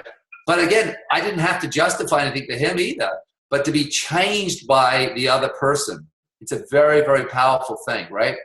So Now, E, explain your side of the story. Now, this is interesting. You have to ask permission. Hey, would it be okay if I share what happened for me? Now, remember, when you've spent a long time listening and really getting clear on exactly what someone says, typically they are now open to listening to you because they realize you've really listened. Now, when you explain your side of the story, don't jump in with, you know that thing you said about blah, blah, blah? Well, you're wrong. That is not explaining your side of the story. Explaining your side of the story, say, look, from my perspective, well, first of all, I would say something like, hey, listen, thank you. Thank you so much. And only if it's true, I'd say, you know, I really get it. So you don't lie to someone about this, but I really get it. I understand. I didn't understand. I do now. Thank you. I really appreciate it. Would it be okay if I share just what happened for me from this side? Would that be okay? So I'm not trying to change him, because when you explain your side of the story, if you're doing it to justify or to blame someone or to complain about something or to change their opinion, then you're not explaining your story. You are trying to share your story in a way to change them. Why can't you both have a story that don't perfectly match, right? I mean, you can agree to disagree agreeably, right? So don't expect them to change or to agree with your side of the story. This is so big about, you know, because that's why we want their agreement. You don't have to resolve conflict and both agree. You just don't have to have the agreement. But now you understand each other, you know. But as long as you're not trying to change them and you're not trying to make them wrong, then they will be able to listen to you. Oops, sorry. They'll be able to listen to you. So I love this one. I'm not arguing. I'm merely explaining why I'm right. Right? Okay, so this is really big on the D or the R. Look, resisting the urge to gossip is this. That's why I won't let people gossip to me. I just don't. And try it. Come up to me and try and talk about someone. You'll see what I'll do, right? But resisting it, what happens is, at this point, they've given you their story, and you may not agree with it, right? Like, I realized that some of what this person felt was certainly, that certainly wasn't anything to do with me, but it didn't matter because my bad. Because it's my bad. I don't have to go blame someone else for it. I don't have to make it right. I have to make us right, which means it can stop right here, right? I get what's going on. He's heard my out of the story. We may or may not agree, but what typically will happen is we want people in our camp, so we'll go and talk about them. That energy alone will change. You cannot masterfully resolve conflict if you're willing to gossip about people. It's not going to happen. And you don't need people in your camp. You don't need to have 12 people who know yours. So you're going to go, let me tell you my side of the story. This guy told me everything. You know what? He's so wrong, right? That is not resolving conflict. The conflict can stop right here. You don't have to talk to anyone about it except this person, unless it's going to serve someone. If you're going to help somebody else out with a story, you say, hey, you know what? I went through this with a friend of mine. Don't use a name. You notice I haven't said anyone's name, right? Okay. Normally I don't say the sex, because then you start to try and guess, well, who was it? What men do we have in our company, right? Okay. So remember what I said earlier, right? This is so true. Whoever gossips to you will ultimately gossip about you. Whoever gossips to you will ultimately, so if you people are talking, when you talk about other people behind your back, especially if they listen, they're going to be talking about you behind your back soon enough. Don't worry, right? And so we each have to, as leaders, we have to stop the gossip. You know, I always say, you know, stab people in the front, stab people in the face, don't stab them in the back. You know, if you got something to say to someone, go tell them. Don't tell anyone else. Don't speak unless you need help. If you came to me and said, Dave, I got this thing going on with this person. Can I share what's going on? And I want your help to resolve it. I would listen, right? That's when I would listen. As long as there was an intention to resolve the conflict, all right? And say, what do you think I should do? And I'm going to say, well, have you talked to them? Here's a great formula, right? Okay, here's the story, the S, leaders. I told you 9.5 years with this person, 9.5 years before he asked for the photograph with me. 9.5 years, I didn't say bad words. 9.5 years, every time I saw this person, I'd go up, I would shake his hand or hug him. Sometimes hugging was hard because he didn't like me near him, right? And I never thought bad words. I never thought bad thoughts. I mean, it was hard because you know, there was this energy. He was definitely in the box. Every time I walked in the room, he went in his box, but I didn't. So I have to stay true to the first intention about I wanted to be in relationship with this person, and I have to have the courage, and that's the word, the courage to stay on the high ground for as long as it takes, and it may take a lifetime. Your son may take a lifetime. It may, but at least now you have clean thoughts. You're not thinking about all that emotional abuse. You're not thinking about any of those things. You're thinking about what's beautiful about this person, you know. And if you try this formula with this person, you say, look, you know, my intention is to blah blah blah, you know, whatever that is, and you really listen. And because when there's this kind of thing, you say, and when, you know, obviously again with abuse it's different, but I still feel that done beautifully and elegantly, all conflict can be resolved. Now, even if it's just to agree to disagree agreeably, in other words, to agree to disagree, to say, you know, maybe we can't spend time together, but maybe I can give the grandchildren their grandparents. Maybe I can still play a role in that life and be a part of that. If we struggle to be together, maybe that's. But I do believe that even intentionally, you'll feel differently once you set these intentions and live by them. Right? Okay. What counts in life is not the mere fact that we've lived. It is what difference we've made to the lives of others that will determine the significance of the life that we ultimately lead. Okay. So, with that being said, I want you to, this is so big for me. And again, when I came up with this acronym, I came up with it because I have the ability to resolve conflict. And I attempted to decode exactly what I did with this particular gentleman. That's what, because it was fresh. And this is what came up. This is what I do to resolve conflict, whether it's deep rooted. And, you know, one of the things I was going to tell you is, when I was 18, I remember I was drunk and I phoned my mom. You know the C word that women love so much, not so much? I phoned my mom and called her that. That's how angry I was with my mom. And I remember when years and years and years later, I met a girl and she said to me, she said, Dave, you know, if you're ever going to be happy, really happy, you're going to have to go and talk to your family. Because I was just angry. I was angry. I left home when I was 15. I left school when I was 15. You know, and I spent 10 and a half years backpacking around the world. But I wouldn't let people close to me. I didn't know how to be in a real relationship. I mean, I'm talking about friendships and intimate relationships.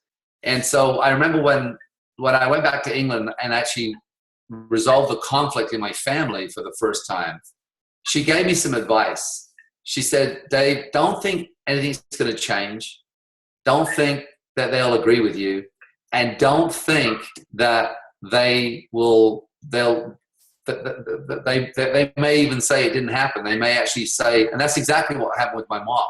And the reason I have a great relationship with my family, all of them, I mean, I'm really close to my family, and I'm genuinely close, is because of that advice. Because when I went back and I started this journey of conflict resolution with my own life, and I was really angry for a long time, right? And I went through a lot of different things, a lot of abuse, sexual abuse, physical abuse. I mean, so I had a lot of things that I had to go through to get to a point of living a clean life.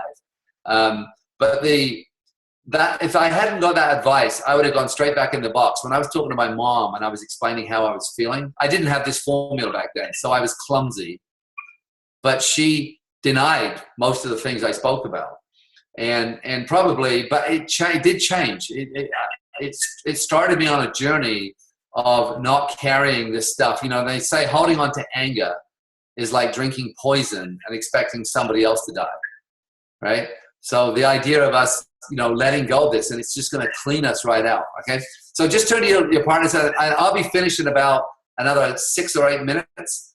So I just want you to have a talk about this formula, and then I just want to share one more thing with you.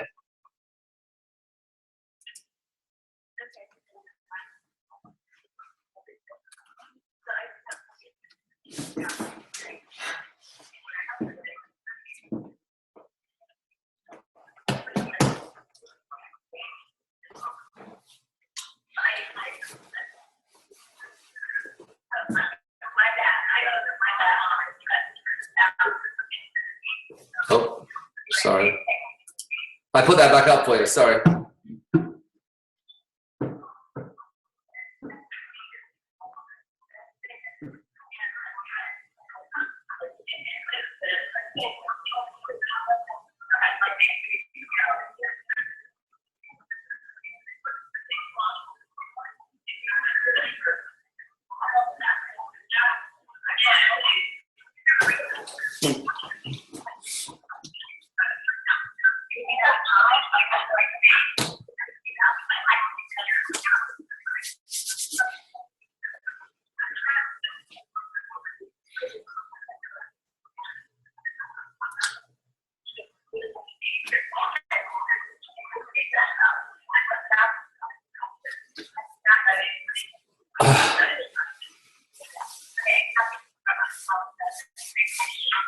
Hi, Jim.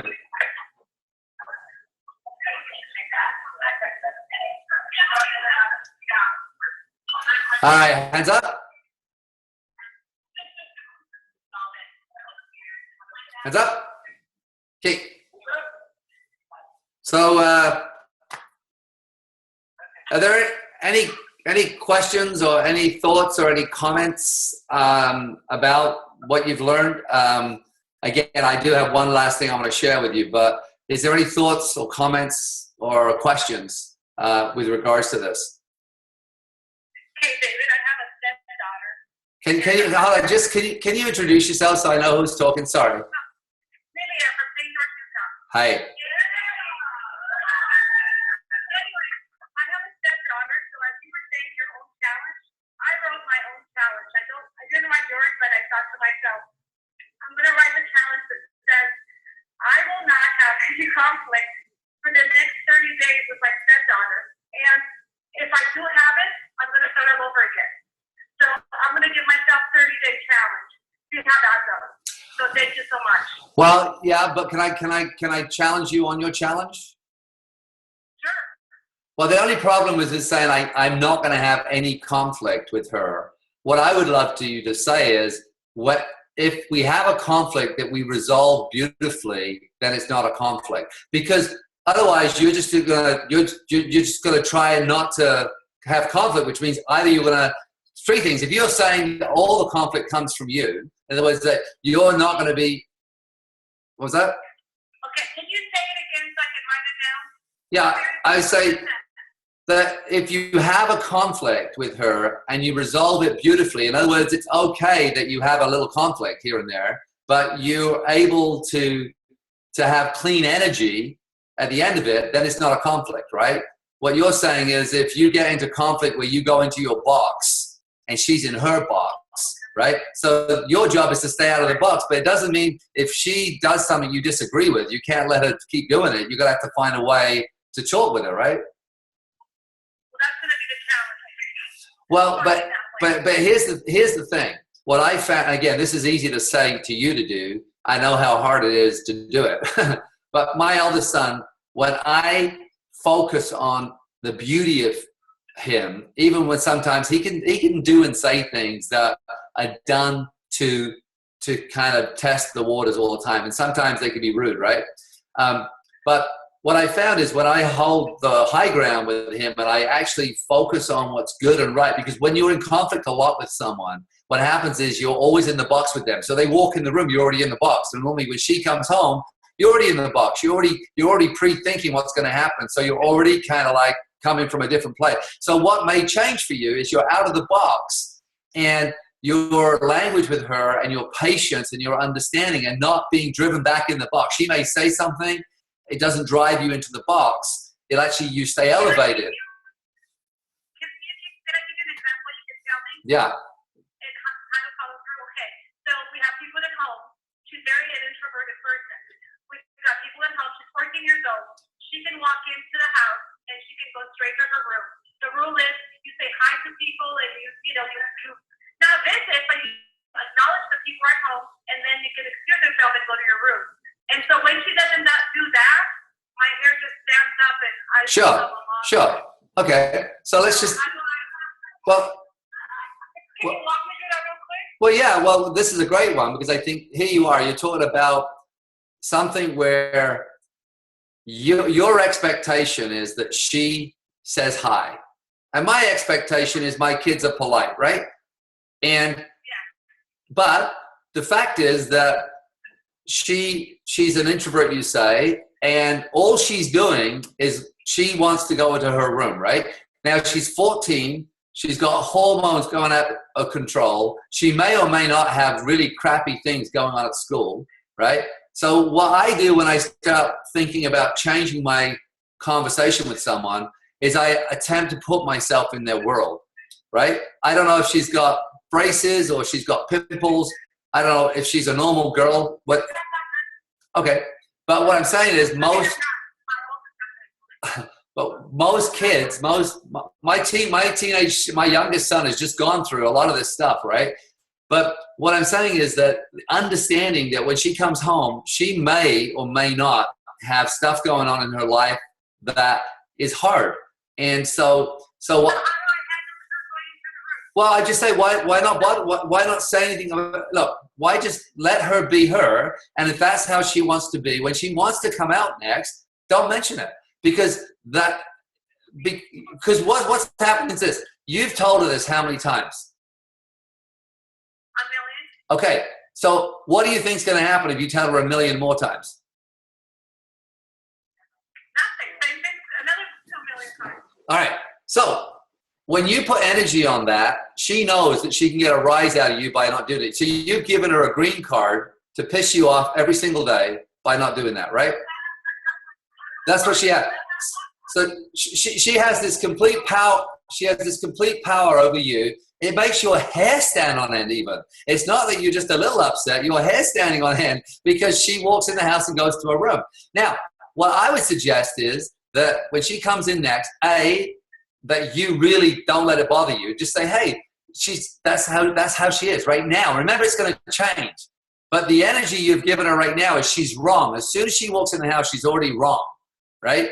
And so she feels she's in a box with you for sure. And you've got something as small as her not saying hello. But what you can do is say, hey, honey, and she doesn't say anything and you don't give her any crap for it. You may find after a week or two, she'll start saying hi. Right? Okay, just let it be. Okay. Well, I'm just saying, if you really, well, remember it's your stepdaughter as well, right? Yeah. And why know about how long has she been your stepdaughter? Say that again? How long has she been your stepdaughter? Oh, she's been a year and a half. It's 14. Okay, so listen to that. You inherited a young adult, right? Who's got. You know what? She just learned that her mom committed suicide, so that's another big problem.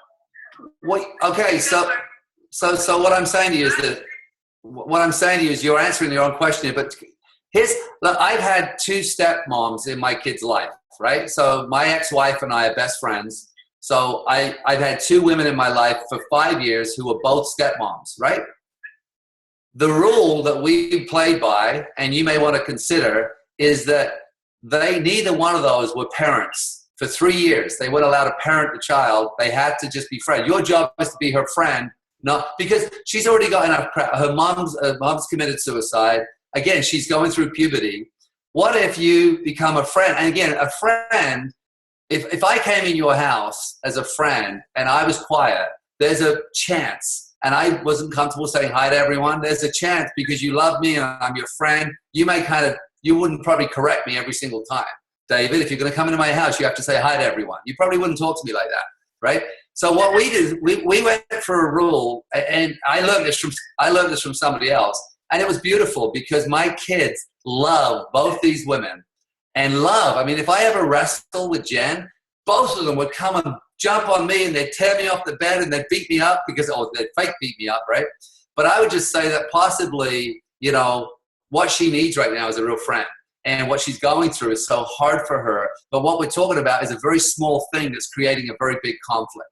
And so I'd say challenge it is not to not have conflict with her, but maybe to start to see her and understand her. What would you be feeling right now if you just found out your mom had committed suicide?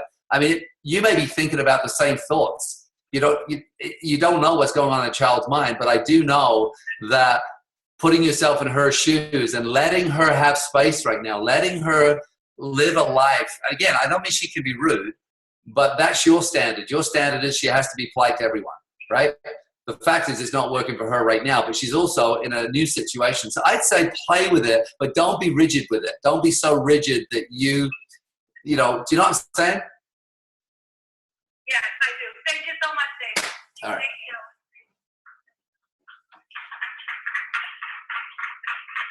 Anybody else? One more, David. Hi, David. Judy Hi. Jensen from South Jordan. Hi, I think Judy. you've already articulated this, but I was fascinated when you're talking about your frustrations with your son, when you get frustrated with him, and how, you know, what tools you use. I mean, we've got these tools, but talk us through, if you would, how you don't go into the box, and then by not going into the box, how might they, whether you're having to change your behaviors, or how do you show, even subliminally, or however it is, that other person, you're not in a box that you have to feel safe, or Right. whatever trick it is. Right. That's a great question. I mean, they both were great questions. You know, I'm not a parenting guru. You know, I just want to put that out there. My eldest son can push me in the box pretty fast, right? And I've had to learn and practice different things. But one thing my kids, I mean, both Jen and Michelle and Pam, their mom, they're all best friends as well, just so you get this picture. So my exes are all good friends of each other. But they've all said one of the things, well, again, I'm sharing what they told me about me because it's easy for me to tell you something. But what they say is that they can't believe how quickly I get over things. So in other words, sometimes I'll go in the box, I'll lose my temper, I'll get frustrated. Normally it's a time issue. You know, we're late for something or whatever, it's like that. And I get, and I'm one of these guys, I don't mind having a good shout. I really don't. Some people say you shouldn't. I don't care. I like it now, right? My youngest son, he's the same. He just likes to, he's very emotional like me, right? And so, but they get over it fast. In other words, my kids don't hold on to anything because when I go in the box, I get right back out. So in other words, I'll go in there, I'll act like a twit, roar, beat my chest, and within minutes, I'll say, hey, listen, I'm so sorry. I didn't need to shout at you. Do you understand why I was frustrated? I always ask that question. Do you understand why I was frustrated? And they'll say, yeah, I know. I said, why was it? And they'll say, well, because you asked me to do that 22 times and I keep not doing it. Okay, great. Hey, listen, I love you. Boom, done. Because now it's not a question of the fact that I'm not ever going to lose my temper. I mean, I've sworn at my kids. I mean, I certainly wouldn't be in the book of perfect parenting. But guess what? Both my kids are friends of mine now. My youngest son and I are best friends. And I'd say, Calvin, here's a great example. Calvin said something the other day.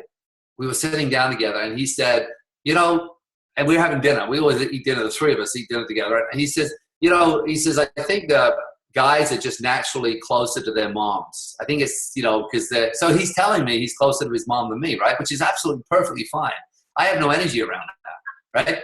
And so his younger brother says, no, I disagree. He says, because I'm much closer to dad than mom. So the fact that they can tell me that it's okay that they're close. I mean, it's great that he's closer to his mom. That's fine. I realize that there's going to be swings and roundabouts in our life, but Ben and I are really, really close. Cal and I are close. We have a different type of friendship. We're going traveling together this summer into Europe, the two of us, right? But most kids wouldn't tell you that. Most kids would be too afraid to tell a parent, actually, I prefer to spend time with dad, or I feel closer to dad than mom.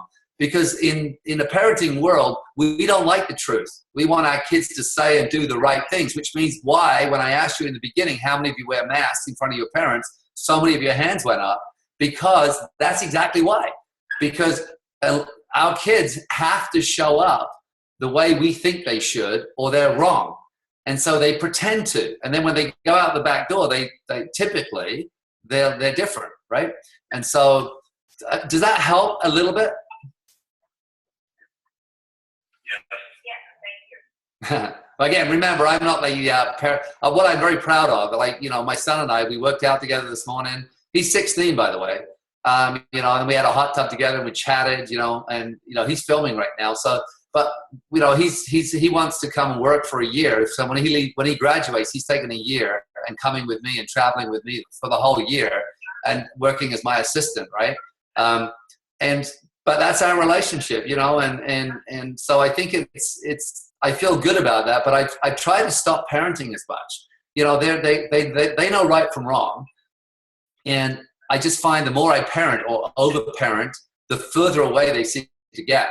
And now what is just trying to remember they're real people, and they don't think like I do. They don't have my behaviors. Some things they do I don't like, and some things they do I never thought of doing. Right, so they have their own world, and I'm attempting to learn their world so that I can enter. It's like with a friend.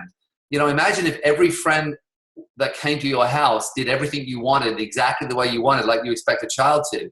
You know, or if you expected that of friendship, you probably wouldn't have many friends. But with friends, we give and take. We put up with things. We're like, oh, he's always like that. You know, but I like him anyway.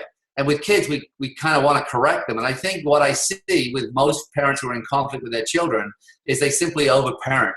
And I think it drives kids away. And you can see typically by your relationship, will they tell you the truth? Like my son, you know, he's 16 and he told me he went to a party and he drank a scotch, right? I mean, I want him to tell me that. I want to know those. But I want him to feel like he can tell me without me judging him. And because, you know what, I prefer to say, hey, listen, okay, Ben, just know, if you're ever in trouble, you know you can call me, right? You know, if you ever need a ride or anything, you know. And so the idea right now is I'm learning. And again, I'm learning as I go. There's no book for this. But I do think that conflict with children is one of those big ones that just often goes on through life, right? Thank you, David. I just, on behalf of everyone here, I'm just going to give you a complete shout out. This has been amazing training. Thank you so very much for your time. Wow, thank you. All right, so talking about training, I want to share one thing before I go. We're doing an event in Vancouver, British Columbia. It's Amplify Train the Trainer. Was any of you at one of my leadership events, either the one in Vegas or the one in Brisbane, Australia? Anyone? I saw a couple of hands up. Colin James is one of the great trainers of this planet. He's amazing, amazing. So him and he lives in Australia. He's from South Africa. So I'm bringing him over for a special 3.5-day event. And we have a fourth day, which is very, very limited space. It's going to be much more laser coaching. But it's really about the idea about training and facilitating, speaking. He is phenomenal. So the two of us are going to run this training together. I'm so excited. But really, when I think about our business, we're in the business of moving people, and you know, we're growing people. If we understand the 5 levels of leadership, you know, level 4 leadership is personal growth, it's being able to grow people, right? But raising up leaders, and I think that the craft of training, speaking, facilitating, they're all very, very different. But mastering it, this is a part of that program, and it's going to be a phenomenal event. We're going to have some amazing people, and Vancouver is a beautiful, beautiful city. So it's on September 25th to the 27th. There is limited space, of course. This is what look at that picture Colin's drawn there. Colin uses art to train. And again, I'm so excited to bring a talent like that. I'm actually taking Lisa Nichols to Australia. So her and I are doing a Train the Trainer event in Australia. And then Colin, I'm bringing an Australian here and taking an American there. It's $6.97. Canadians, you can, we're going to give you the same dollars. If there's any Canadians in your team that want to come, they'll pay the same in Canadian dollars because the dollar's so out of whack right now. So it's $6.97 American or $6.97 Canadian, depending. We just want to make sure the Canadians aren't feeling like they have to pay 25% more. Denise is my assistant. If you want to contact her, if you're interested in getting tickets, you can talk to Denise at amplifyliving.com. Or you can go to amplifyttt.com. You can purchase tickets there. What I'd love you to bring your teams. I mean, a lot of the people who, to make this a team event would be awesome. And I'd love your support, but it's the next big event. It's later in the year.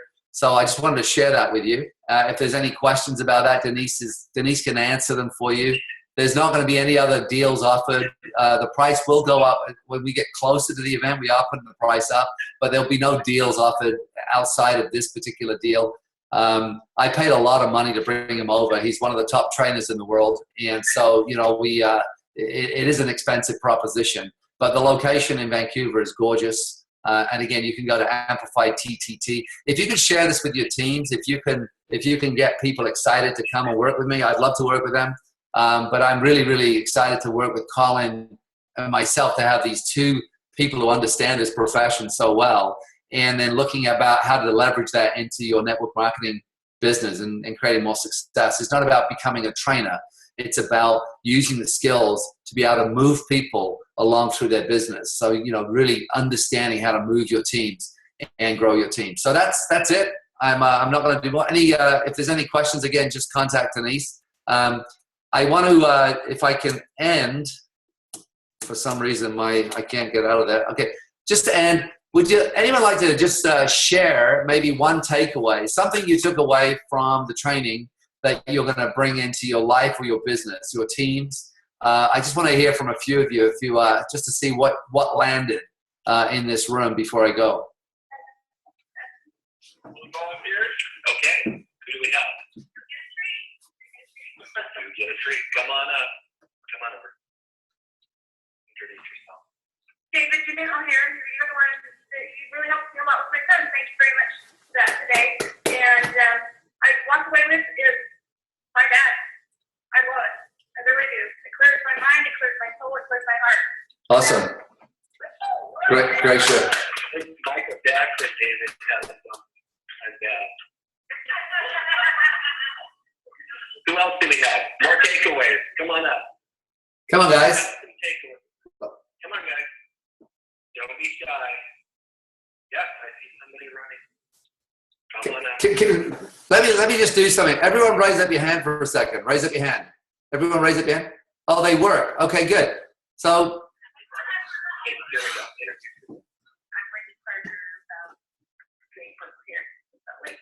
I just took away, I mean, there's so much, but I love that focusing on other people gets us down the clock. Nice. Focus on me and everyone else. Nice. I love that. Awesome. Great takeaway. More takeaways for you. Come on over. Hello, David. Hi. My takeaway actually is stay true to your intention. And Right. realizing that oftentimes we get distracted and we play small as a result of it. Thank you. Can I ask you to just do one thing for me? Come back. I just want you to try something. Say that again with the word I and not we. Just see how different it is. I get distracted. I need to stay focused on my true intention because then I will not be distracted. Awesome. That's see the power there? How much more power that is? Awesome. All right, two more. Let's hear two more. Come on, guys. Ladies, men. Come on. Say your name. Oh, hi, I'm Tracy from Hot City. Hey. Yeah, I think Renee taking responsibility was the absolute key thing. I was running late today and I had about 3 justifications for why I was running late. And I do that all the time with everything I do because I just want to be a success, and so I kind of justify why I'm not good enough or why I should do things that I need to take when I do that. I think I'm matching take something like that. That's awesome. That's really good.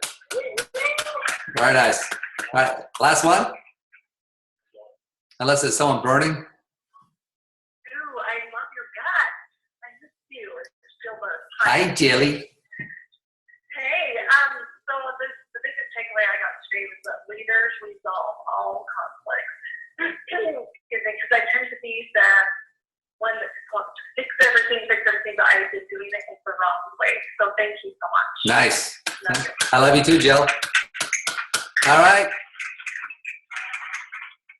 Now, is Jim and Jonathan still in the room? Yes.